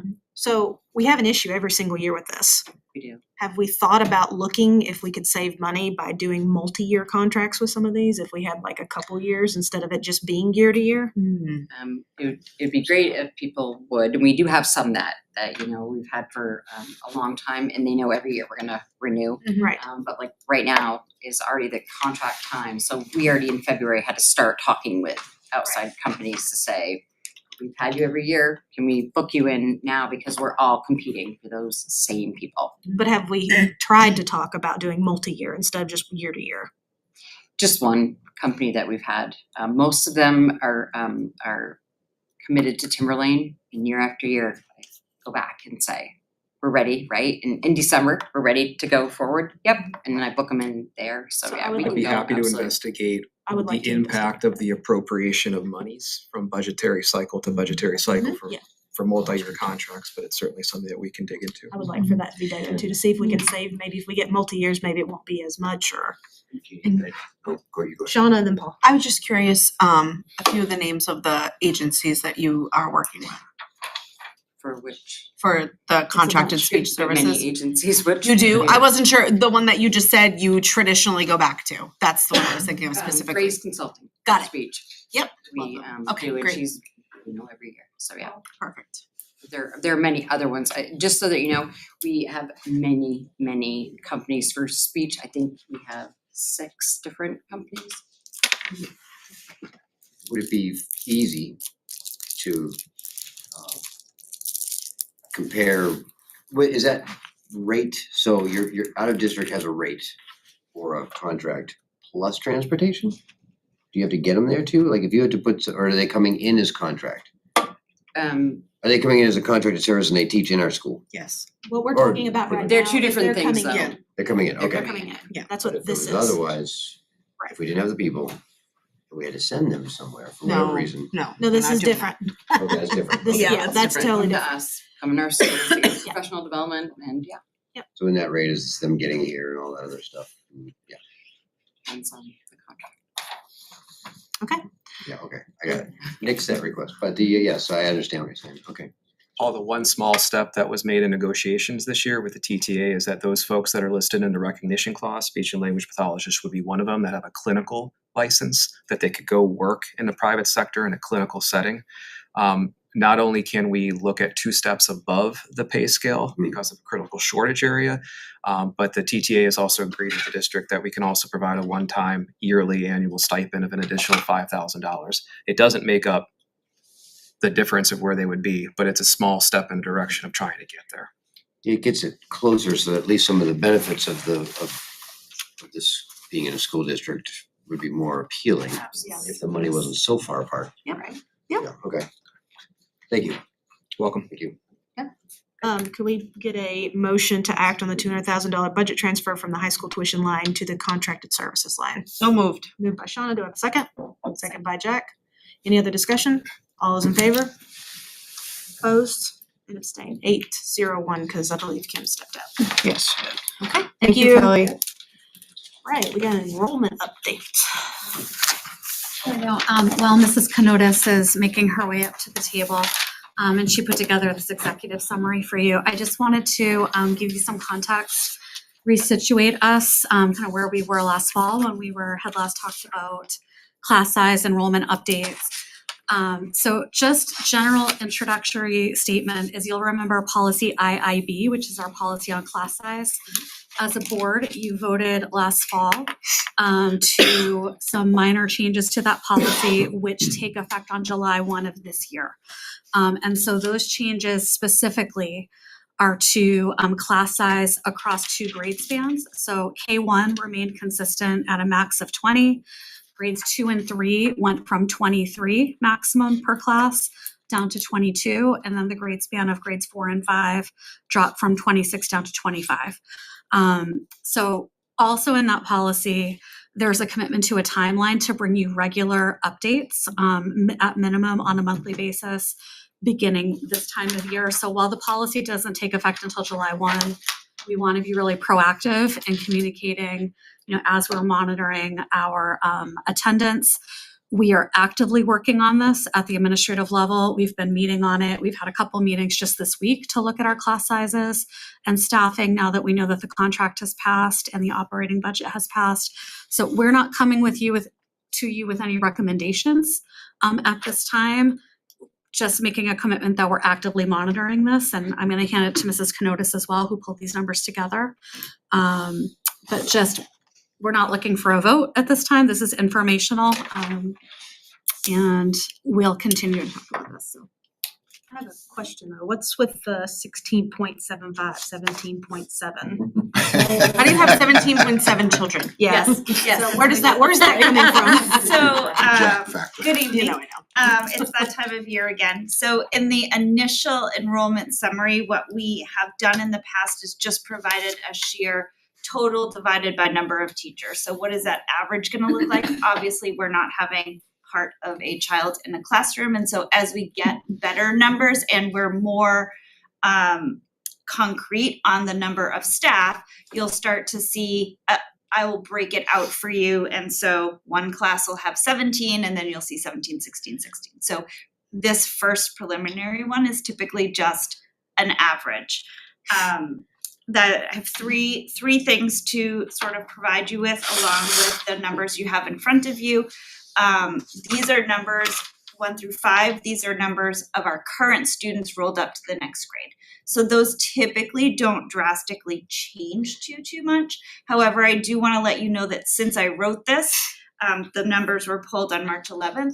There are 4 classrooms who've already changed by 1 or 2 students. So that is something that I monitor weekly, check on. And so while 1 through 5 doesn't move a lot, we do already have some movement. Secondly, I want to point out that there are 2 grade levels, Danville at grade 5, Pollard at grade 3. Those 2 grade levels have already, in this report, they already reflect an additional staff member based on policy, as Sandy just mentioned, the new policy. We also have 2 pressure points that are highlighted for you that, as Sandy said, we're in conversation about and we're monitoring. The last I would just point out on the back, as with the past years, I've provided you some preliminary information about our registration for our early childhood programs. Registration opened on February 1st. And so these numbers are great, but we want to add a plug for if there are families out there, or we know of families who haven't yet registered, the earlier we have that information, the better for planning. You have 2 numbers there. One is the number reflecting people who've completed the online registration. That's the initial, I give you all my information, registrars reach out, schools are connecting. The finalized registration is how students get placed on a class list. And so that is how we identify staffing. We have a process in place that we've had now for a year or so where we require a deposit. That deposit date is April 30th. So as we get closer to April 30th, we expect to have really concrete numbers. These are very preliminary, but it does look like we will have a decrease in Atkinson in kindergarten. This current year, we went up by 1 full day classroom, which we hadn't had in the past, and it does look based on this that we'll be going back down again. You don't have any questions? My question that I have about the Pollard, the grade 5, which is one of your pressure points, at what point would you all add another teacher to kind of help alleviate that? Like, I know you're monitoring it, but at what point would you be like, okay, it's time? Most likely, we're going to be coming back in April with some recommendations for staffing for next year. Thank you. All right, anybody has any other questions? All right, thank you so much. Thanks, Lucy. Administrator's report. I'm going to have Sandy go first, and I'm going to have 15 things for you, so bear with me when it's my turn to speak. I only have 2, so the first is I just wanted to recognize that last Friday we had our 5th and final professional development day for both our teachers, our paraeducators, administrators, and this is the day that annually and traditionally in this district is planned by our professional development committee, which has, again, teachers, paraeducators on it, some administrators. I want to recognize Mr. Pedersen and Mrs. Canotas who sit on that committee. And that committee made a decision this year that it was going to be a day, as we've done in the past, by teachers and for teachers. So what that is we had a call for presenters that went out. And we had, I counted numbers, we had 52 teachers. present sessions across the day. We had 3 2-hour blocks of professional development during the day. And so those sessions came in as proposals with with descriptions, with a purpose, with a goal, a target audience, and we reviewed them as a committee. We looked at them. We also had 8 administrators present.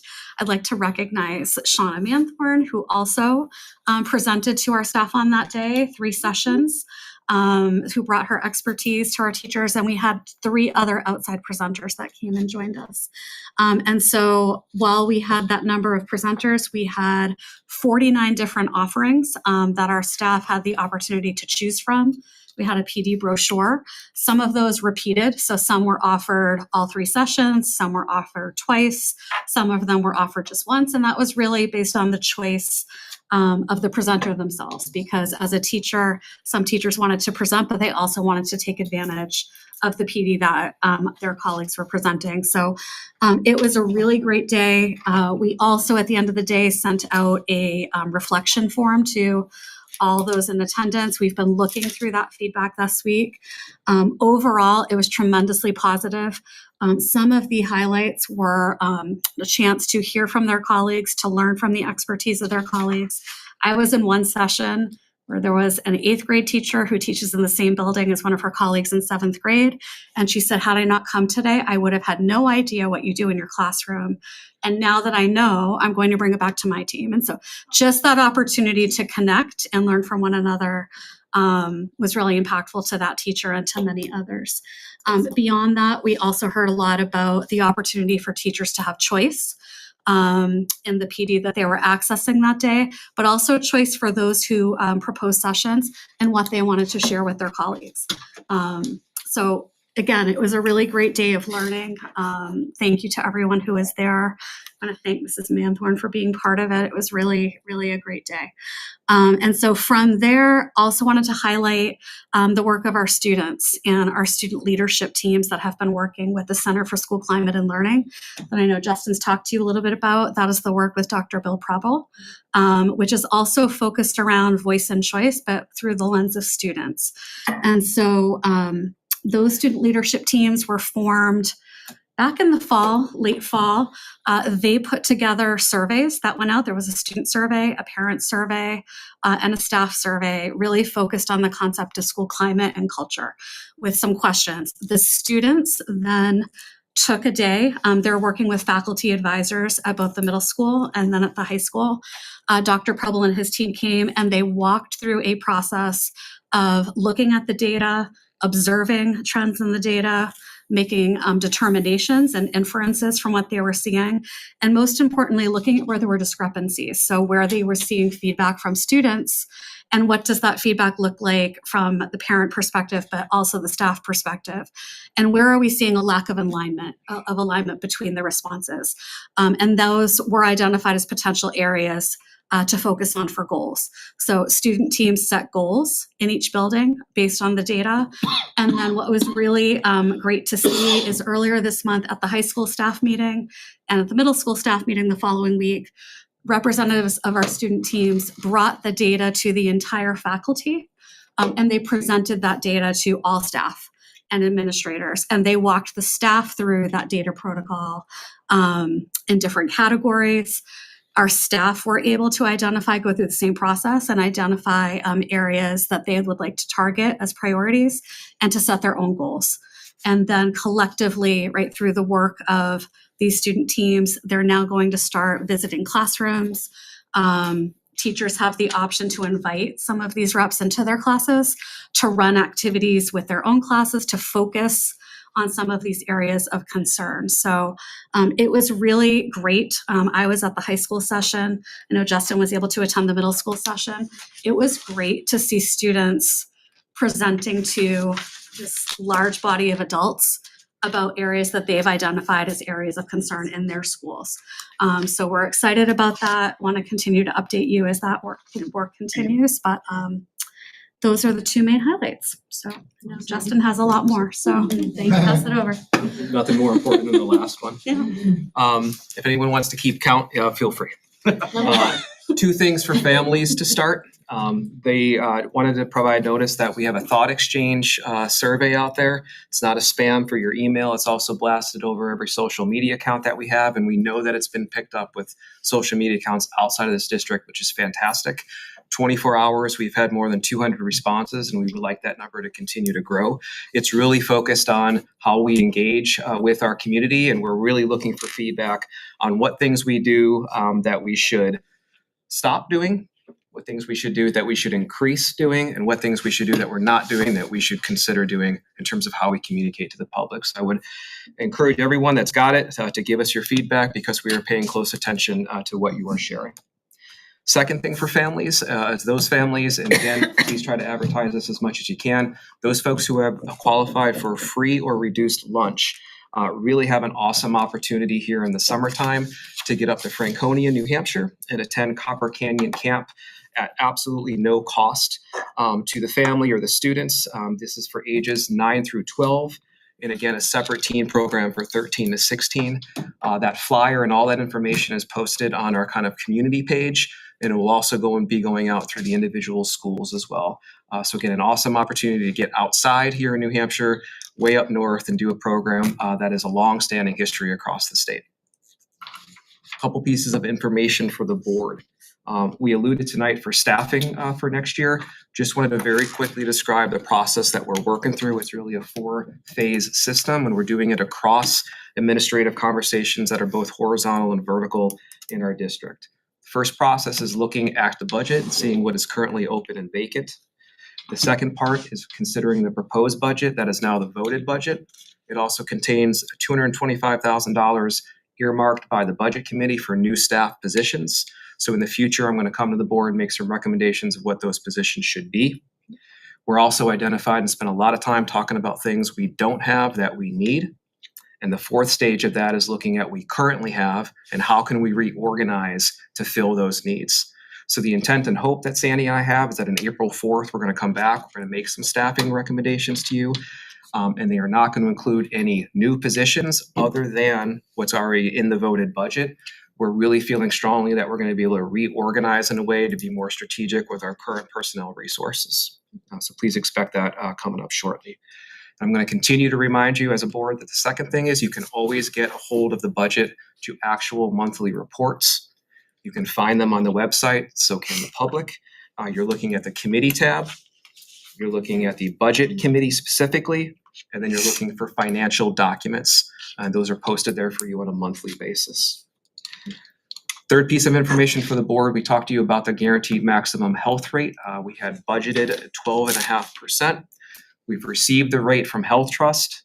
It is 12.5%. So although that's worst case scenario for Timberlane, I do want to point out that there are other districts in the state of New Hampshire that were capped at 25%. So kind of right in that middle ground.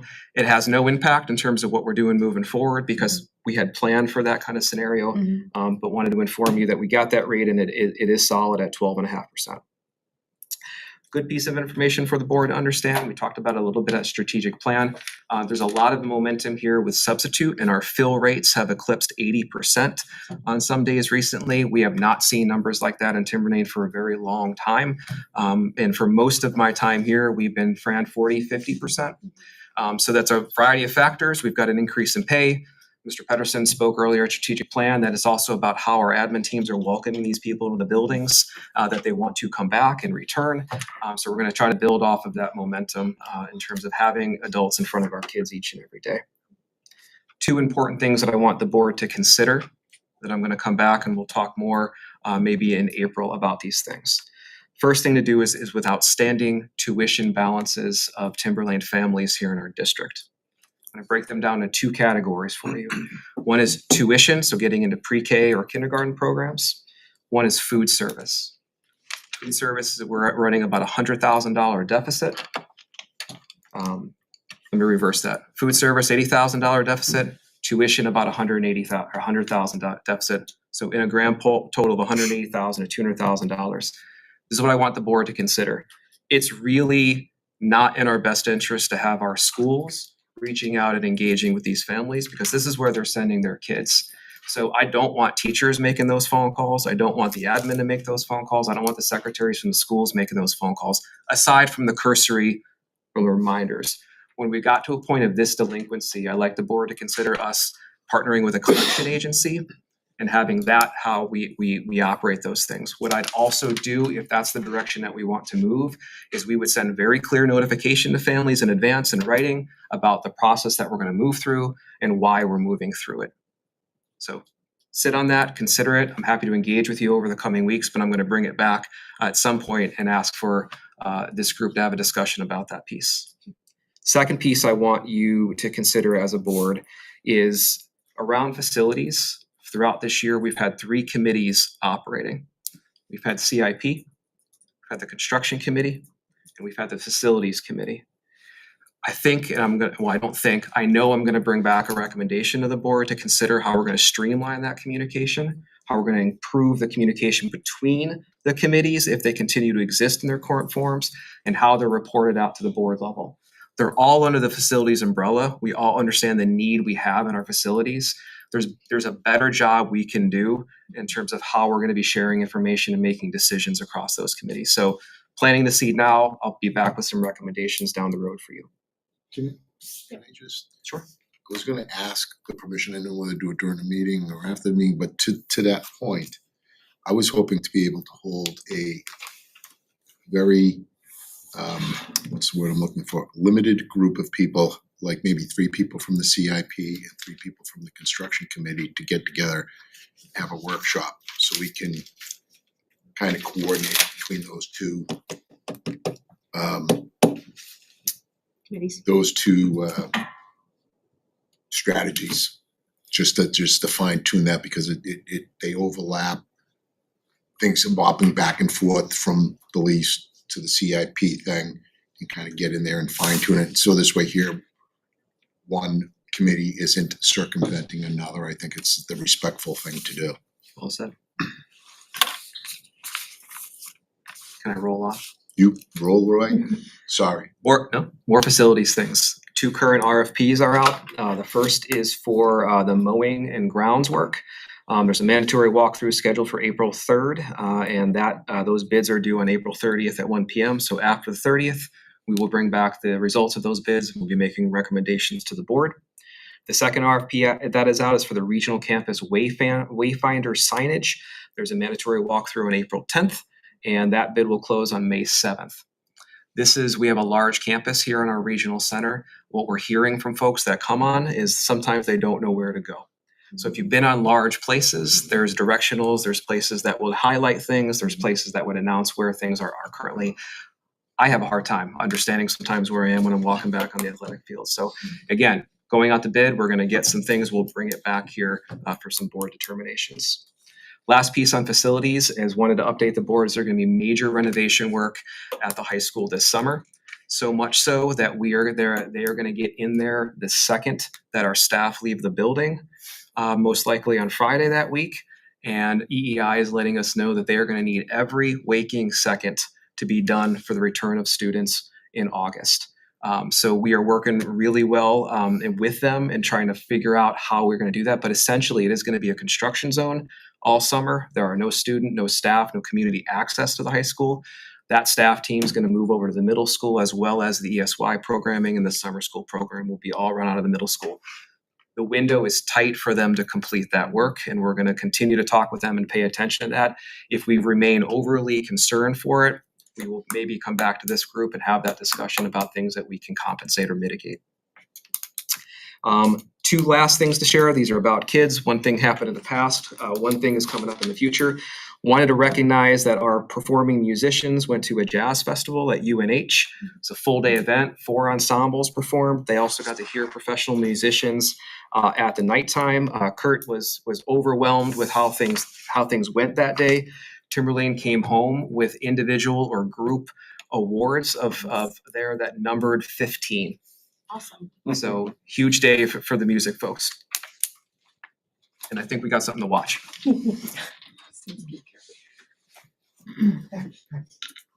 We had a preview earlier, didn't we? I think so.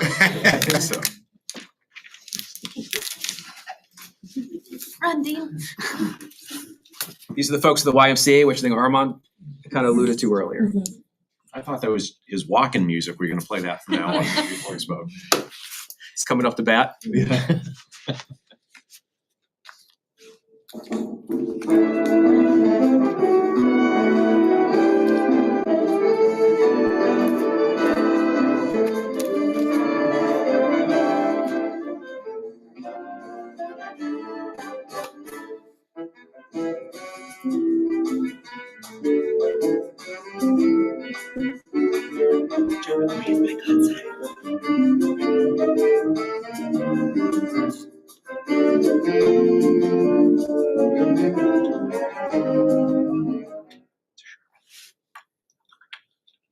Those were kids, not professional musicians. Pretty awesome. Thank you, Kelly. Future piece, Mr. Broad's here, wanted to let everyone know that everyone knows that we've got the eclipse coming up. A lot of cool things happening across the schools and individual classrooms, but wanted to recognize Mr. Broad. I'm gonna join him. He's taking a group of students up north. Where are we going? Probably Colebrook. Probably Colebrook. All right. Got to run through a couple of experiments that he's got lined up, but mostly kind of be up there and do some things what we're going to be watching in the sky. So I really appreciate you getting the kids outside of the school and doing something real and authentic, Lou. Lastly, if you're a skier or a snowboarder, I'd like to draw your attention to the snow that is dumped in the mountains. The last maybe day and a half, they've gotten about 18 inches. There's maybe another foot coming on Saturday. So if you are a skier, snowboarder, snowshoer, or skinner up the mountain, I hope to see you there. Thank you guys. Personnel report. Like to make a motion for the professional nomination of Leah Poulin, school social work at TLC Sandown North. Motion to have a second. Second by Mark, any discussion? All in favor? Opposed and abstain. Welcome aboard. Like to make a motion to accept the professional resignations of, and I'm gonna skip number 2 and explain that at the end, I think. Okay. Mark Berry, math teacher, Timberlane Regional High School. Melissa Liaz, math teacher, Timberlane Regional Middle School. David Marachnik, Did better than me. math teacher, Timberlane Regional High School. And in addition to that, Kate Farley, school nurse, district school nurse. She had previously submitted retirement notice, but is now submitting a resignation due to family circumstances. All right, I have a motion. Do I have a second? Second by Dawn. Any discussion? All those in favor? Opposed and abstain. Okay. I'd like to make a motion to accept the professional retirement of Lynn Oulette, elementary school teacher at Atkinson Academy. Been with us a long time, done a great job. She's so enthusiastic. I can't believe her husband finally convinced her to retire. I have a motion. Do I have a second? Second. Second by Kim. Any other discussion? All those in favor? Opposed? Abstained. All right. Does anybody have any questions for Fran for the vacancy report? Fran, do you have anything to add? No, it's gonna get a lot bigger going forward. Just as we have, some of the special ed positions that we've taken off the report because we use their funding for contracts will come back on. Some in speech and language as well, so some of the paras as well, will get back on. So it will get larger as we go forward. But again, those are because we currently are under contract and then. Right. We weren't able to fill them this year, so. I do have Paul? one question. Do we have a published strategy for clinicians? A published strategy for as far as recruiting them, you mean? As far as recruiting, so I mean, I was just writing down some notes, like what we're doing for outreach to professionals, what we're doing for outreach to in communication with colleges and graduates. Student practicum. Right. We got some students come in and not even pay them to do this. That's happening right now. So is that happening with like One of my students SLPs, from my college is here. OTs? Yes, sir. Okay, is that something that is a read through? Is that something that we can, like, could I look at that and say, yeah, and read the strategy, like what we've done, what we are doing, what we plan to do? We'll put something together.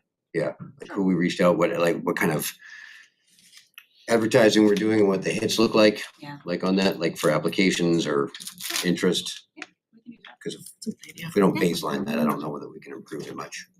And not a fault of yours, but Yeah, without a I get it. baseline, I know. there's no improvement, so. Right.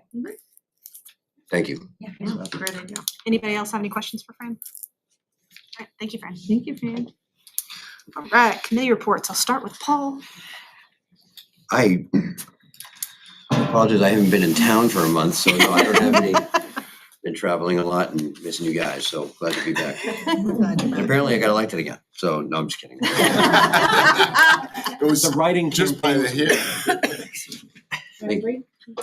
Strategic planning met today, and Sandy and Justin stole every single thing I was going to say. So, Thank you. just to recap, UDL in learning has gone great, and we have the climate initiative in high school and middle school. For the community, we did the thought exchange, which we have had already great feedback. We're looking for more. That closes Tuesday. I think Tuesday. So please get it in before Tuesday. And then we are looking for more opportunities of partnership throughout the community. If anyone wants to reach out, I know Ginger would be happy to speak with you. You hit on the personnel with the sub filling and the new contract, so we're hopeful with filling these positions. And then facilities, we already discussed about where that is going to go. And then of note, I did go see the How Does Your Garden Grow? Me and Dawn actually arrived unbeknownst to each other, so a nice family outing, and they were so great up there and so brave and just lovely to see the kids. Yeah, so it was great. Curriculum and assessment this month. We took a first look at K-5 science resource, just taking a really just a quick first look, and so there's a lot more coming with that. We took a first look at a book to go along with our world studies, right? Yeah. Class at the high school, and we took a first look at the health and it's the health and intro to fitness. They have a few redundancies, so our teachers are kind of trying to streamline that, and the curriculum work that came out of that was pretty impressive. So we're going to look at that again next month and bring it to you. Is there first reads on that? First reads, yes, all of them. Okay, and those are on the drive. Yes, they're in our Yeah. they're in our minutes have been published, I believe, already. They should be No, as I'm draft. sorry, you're right. The They're draft in our minutes are in they'll the be drive, published yeah. after our next Yeah. meeting. Yeah. Okay, awesome, So thanks. we have them on our shared drive, yeah. All right, thank you. Yep. The insurance committee met on Monday, and the insurance committee is not one that's been around a while. It came about because some folks who were involved in prior negotiations uncovered the fact that a lot of our employees were not fully aware and perhaps did not appreciate the health benefit portion of it, and that is one of the large budget drivers. As a result of this, we decided to look into seeing whether there were options for providing the same services, the same high level of services for our employees at a lower cost. And so Fran has done a lot of the heavy lifting in organizing this.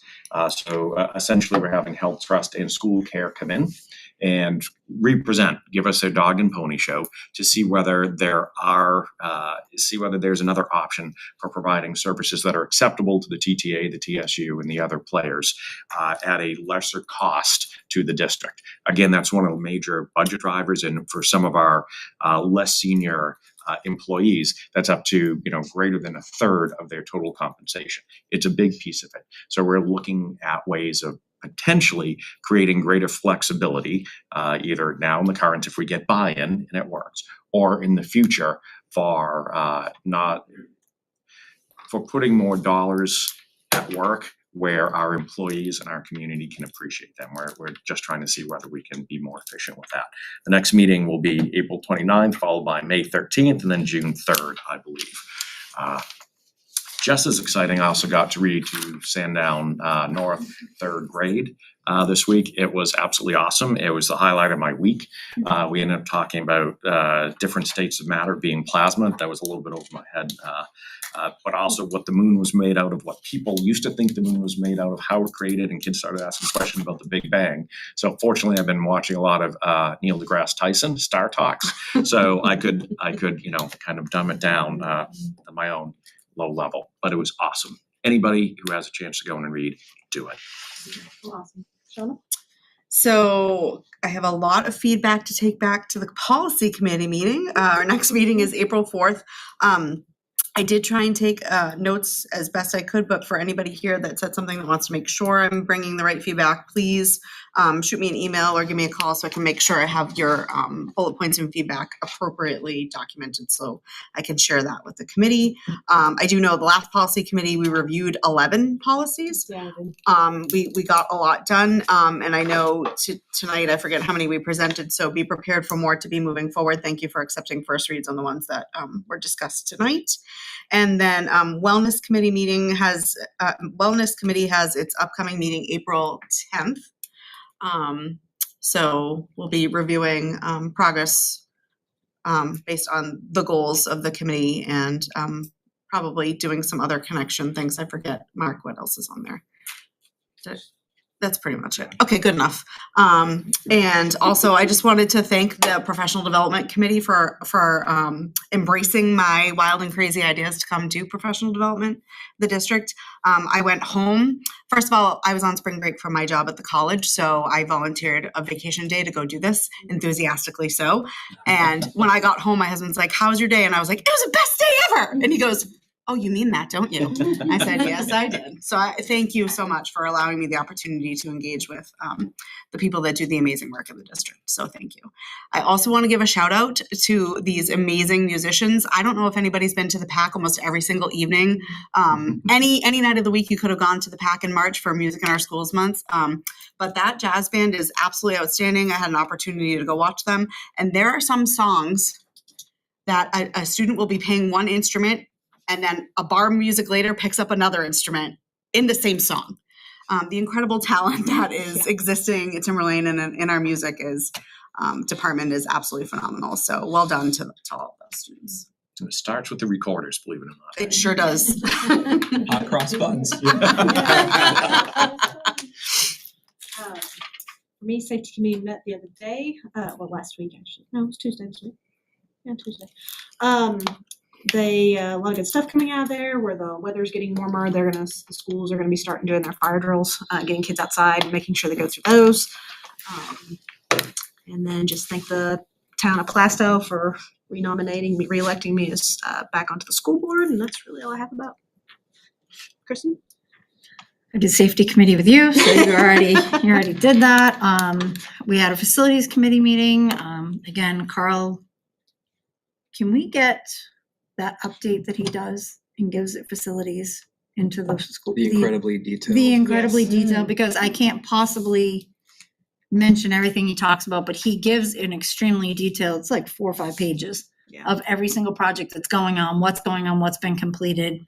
I mean, you're talking about wanting to tighten up, the reins, but this explains what is happening. So it really gives a bigger and better picture than what I can give to sit and do it, because it takes him a half an hour to do it. None of you want to hear me go through that. So I think just if we can get last meetings to the board's hands, but then in the future, just after we have the meeting, make sure it becomes part of our agenda packet. I just think that's the best way to communicate all those details to everyone. Is that also getting up on our school webpage for where all the other committees' reports and stuff are going? Is that getting there? It should, and I know that right now, part of my order of business is to make sure that all those committee meeting minutes are up there and posted and publicly available. Because that would also help. So, but I mean, I think if everyone, when that comes out, please read through that, because that's the best detail that I can give you with regard to that. And Armand, my brain doesn't always work. Did you mention Project Hope and the success they had in your report? I didn't, but You don't. yeah, all of it.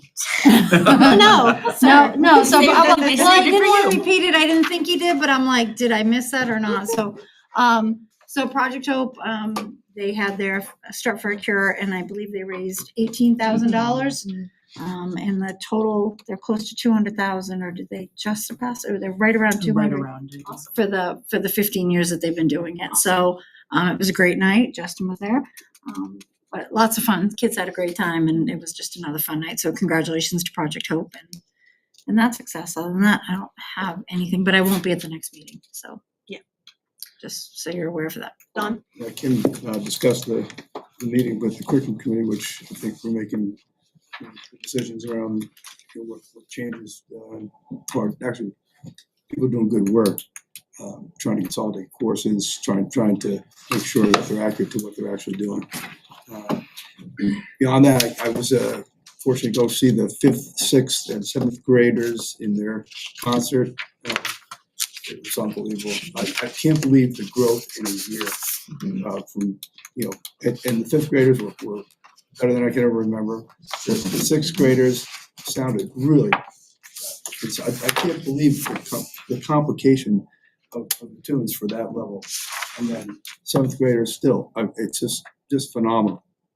So the 6th graders were probably amazed at how well the 5th graders were doing, et cetera. It was just, it's such a happy event. You can hear the growth curve.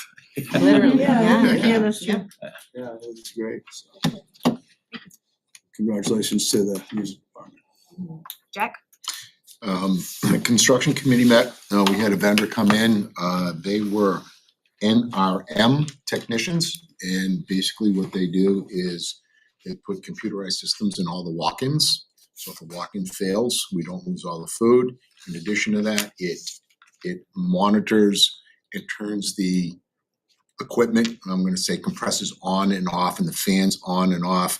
And out of all the energy cost things that we've been presented, if you look at the numbers, it is definitely worthwhile venture. It is a low capital investment with a annual return that is impressive.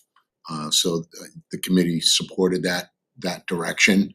And we were all very impressed with not only the level of expertise, but what it meant to the district, and that doesn't include if we lost food, which we now will not lose because sensors will go off and let you know.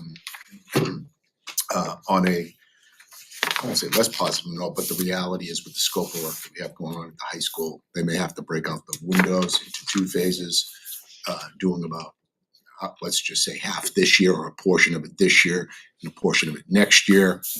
To just tail on what Justin said, the work that's being done this summer is extensive. They're dumping, I think, about 24 HVAC units? I forget the number. It's either 12 or 24. It's one of those 2 numbers. But they got to put the roof down first. Those are big units, very dangerous, cranes swinging, heavy equipment around. So if all goes well and we get good weather. But that was the gist of it. We reviewed potential things for phase 3, and it was a good meeting. Good. Other business, I know a couple members have some things. I'm gonna do Bree first. I make a He's the vice chair motion now. to not submit an RFP on the football field lights previously approved on 3/7. Have a motion, to have a second? Have a second by Mark, discussion. I would like to direct the superintendent to go back to the CIP with those funds for suggestions.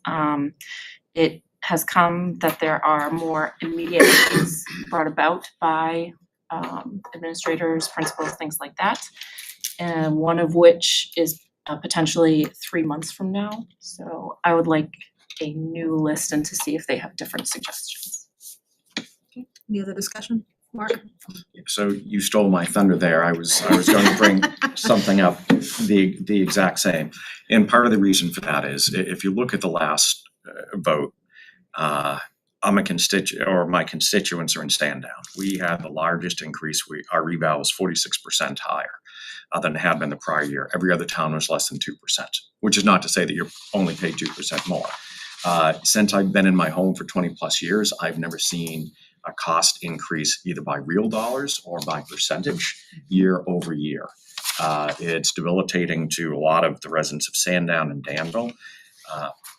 And it will only increase now, fortunately, thank goodness that the TTA contract and the other warrant articles passed. Those were needs. We needed those to pass. But the hit's going to be even greater than it was this year because of those much needed contracts passing. When I presented this and when I defend what we do here and what the budget committee does, it's these are things we need to do. I look at the lights not as a need, it's a want. It's great. I cannot justify spending, $290,000 to replace lights because we have to rent, equipment to replace individual bulbs. In my conscience, I can't do that. That's a want, not a need. We still have some major issues. And if we can provide even a minimum amount of tax relief by pushing that off without increased costs down the line, I feel that's the responsible thing to do. I agree with you, Bree. Jack. So I agree. Thank you very much, Bree and Mark. You guys articulated that very well. It was one of the purposes why I had suggested a collaborative CIP/construction meeting. The construction committee is really a committee of experts. I mean, they're contractors, they're project managers, they're engineers. And I was hoping to prioritize some of those things that are crucial. I think our residents, if we say we're going to re-veneer a leaking building and increase the R value, I think everyone understands that. Then there are other things that are wants that's been articulated by my former board members that in these fellow. And I think these are very difficult economic times. We all understand that. We understand the impact that primarily, some of these towns are just taking it on the chin. So I think we need to be wise about how we move forward, period. Well, to turn it to two, but I wasn't here for that discussion. Nobody likes flashy things more than I like lights and give me the jazz package, but or whatever that thing was. And I agree with everything you guys just said. Was there discussion about fixing the bulbs that are already there? Yes, and so the problem is that the lights there are so old that they're having problems getting parts to fix it. And so yes, they're having to get companies to come in to do the halogen lights. So with them, if they would have gone through and fixed it, not only would they change out to the LED lights, but the company, we would have a 25-year parts and labor warranty to where the next 25 years, all the maintenance crew here would have to do is maybe change a fuse 15 feet up on the box. And it would automatically save $3,000 in maintenance fees this year alone, if we decided to go ahead with it. The light show was just an extra thing for the upgrade. Right, yeah. Cool. So the lights that are up there now, I haven't seen the design. They can't be retrofitted at the bulb point. They're halogen and there's nothing we can do. Like I can't, like in your house, again, I don't know, you know more about this than me. No clue. Like I unscrew a light, or even now fluorescence. I can take an old fluorescent bulb out and I can put an LED bulb in. Like it's like, I don't know. It's 25 years old or so. I mean, they're up there a long time, not necessarily each bulb, but it doesn't surprise me that there are going to be issues in terms of things that they don't make anymore, So that was my understanding of the material you sent. So I just have something from Mr. Inglesby. The design gets us 40-foot candles of light on the field, which is what the current lights were initially meant to provide. These will be all LED and obviously produce a much brighter white on the field. The difference between the two estimates is that the higher estimate includes the show light package. So we would get 4 minutes of music that Musico would program light shows to. There are also 6 pre-programmed light shows that come with it as well. This is what Goffstown now has. We would be the second one in the state to have this system. Also attached is the cost of ownership by switching to LED. I estimate using the new lights about 300 hours a year. While initially it doesn't look like a ton, the cost saving and maintenance could be huge for facilities. If we purchased all new, it would get us a 25-year parts and labor warranty. Musico would ping the system every 4 hours and let us know if something was wrong. Musico would send a tech to fix it. The only thing Timberlane facilities may need to do is change a fuse, which is located in the electrical components enclosure about 15 feet on the pole. It is getting more and more difficult to find parts for these older metal halide lighting as more and more manufacturers are moving away from the technology to LEDs. We could save approximately $3,000 this year alone, as we have a couple fixtures that are out and we will need to rent a huge lift to get them. So aside the part of the music, the problem is with anything that's aging is it's becoming obsolete. So whether we don't, if we send this back to CIP, which I'm fine, let the CIP go back to it, but eventually this is going to have to get fixed. There's I'm going to let Dawn and then Kristen and Jack. We have a lot of competing needs, and that becomes the issue. And as soon as you do one, it comes to light what you're missing. Not to say to light, but what else needs to be done?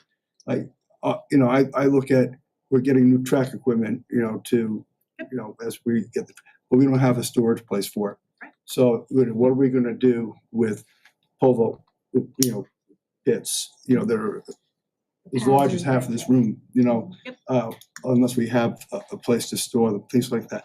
So the conversations, you know, that need to happen. And, you know, there shouldn't be a surprise, you know, that something is decided before people have had a chance to put them in perspective with other things. I think everybody kind of understands that.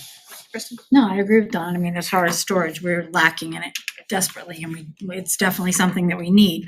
I guess my whole thought was, when this came to us, I'm assuming the CIP has looked at this and spent their time and done what they've needed to do on this, and this is why we have these committees, to do all this homework and do this and present us a list, that we should be able to be confident on that and not have to, like, it should come to us after they've done the research. It's not a situation where it comes to us and then we're going back and keep sending it back and forth and back and forth. I mean, if you have to, you have to, but I mean, that's kind of where we're at. But if this is gonna go back, because there's other things, which again, I agree, the storage is something, but you also have to weigh the lights in the situation, because now that you're gonna have a track out there and we're gonna have track meets and we're gonna do certain things, if we have a system that's not gonna support it or is gonna be being used more, because track meets are gonna need lights at night. Middle school track meets are over, but high school track meets, you gotta flip on the lights. If we're suddenly using the lights twice as much, now we're gonna run into an issue where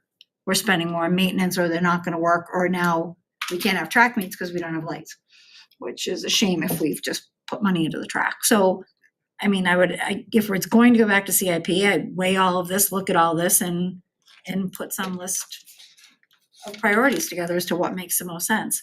I mean, if storage was something that was not considered over, you know, when they first did this and then brought lights, that's an issue, because it should have been considered.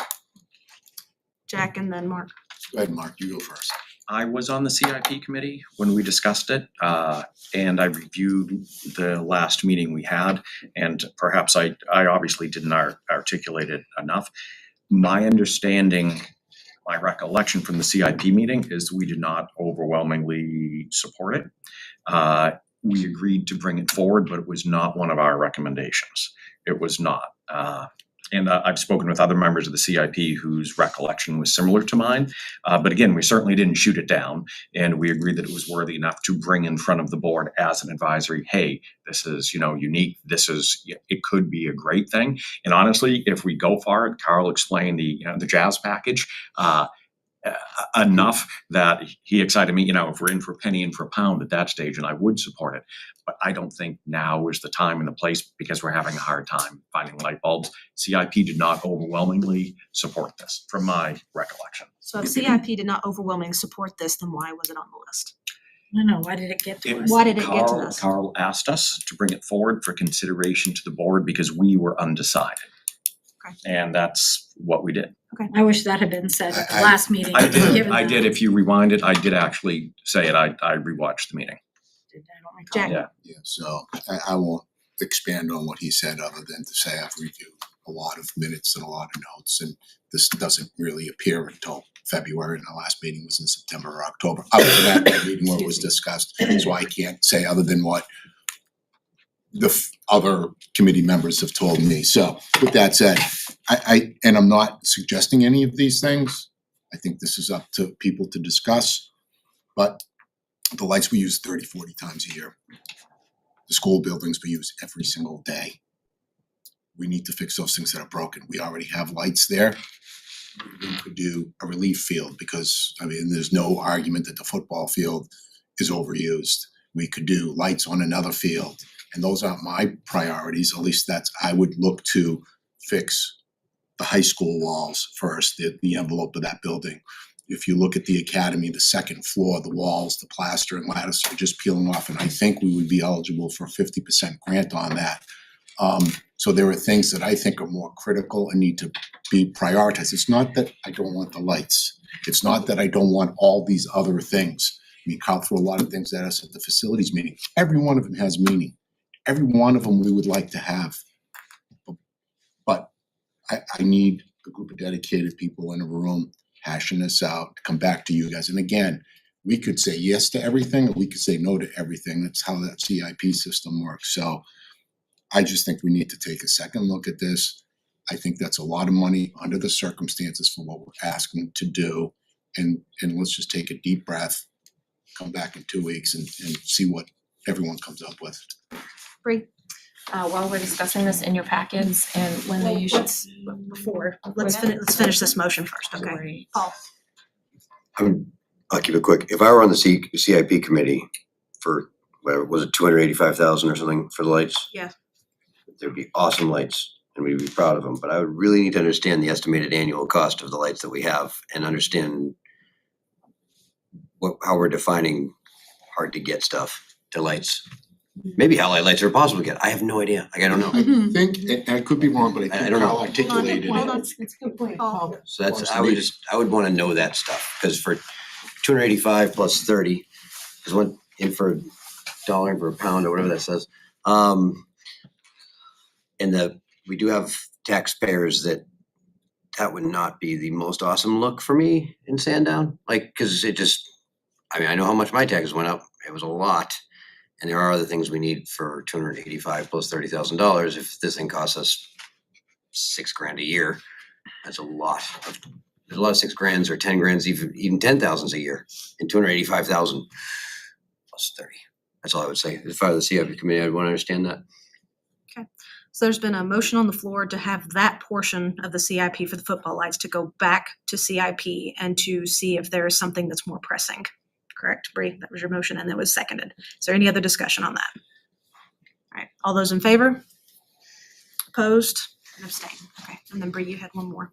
Yes, I would like to charge the superintendent with bringing forward a proposed draft. You guys have it in your. We have it in your That's packets. packet. Yes. And then you should have it too from there. Where CIP does deal with money, just like budget, just like we do, I would like to see a more streamlined approach to the proposals they bring to us with potential. I mean, Carl does a great job with the itemization, things like that. I just think just like the budget and school board signatures should be on there. There should also be maybe rankings to see where it falls on the list, because maybe you chose this one because of money, but you chose this one because of emergency needs, things like that. And then also kind of what locations are getting a lot of funding. So would you be good if we charge him with this and then maybe it's agenda item for the next? So, yeah, so I want CIP to see this, have input from them. It's not a silo over here, and see what they come up with. Jack? Yeah, so I think it was asked at the last meeting with the CIP mission, they should have a mission statement. And it's at the bottom of each one of our agendas, so I just thought I'd read this to you while we're on this subject. The CIP mission statement, the mission is of the Timberlane Regional School Board Capital Improvement Plan Committee is to develop and continuously update the district CIP in order to forecast the district's capital needs over a 5-year plus period. With that said, I think the board attempts to do, that committee attempts to do what you just said. I think what they do is they look at things year over year, and things just, it's a fluid thing because all of a sudden something else comes up and it's got to be moved up. So they move things up. I think what you said has great merit because in those things in that current year, they don't have 1, 2, 3, 4, right? I think that would be helpful. So good point. And just to be clear, the bottom of our agenda, it's the school district's mission statement, not the CIP's. No, he said the CIP agenda. No, I thought he said the school board agendas. the CIP He said your agenda, okay. All right, does anybody else have any other business? I know, I was like, no, that's a CIP. And I was like, wait a minute, okay. Any other business? Okay, so Justin will give you that so you can, all right, thank you so much. You're in charge, sir. All right, we do have a non-public. Make a motion to go into non-public under 91A dash 91-A colon 3 subparagraph C, please. Motion to have a second? Second by Ken. Can I get a roll call vote, please? Jeff Fitchett? Yes. John Woodward? Yes. Kristen Savage? Yes. Kay Houston? Yes. Donna Mathorn? Yes. Sue McCormick? Yes. Brett Sherwood? Yes. Abby Wilson? Yes. And Yes. Thank you, everybody. We will not be back other than just to seal the minutes. Have a good evening.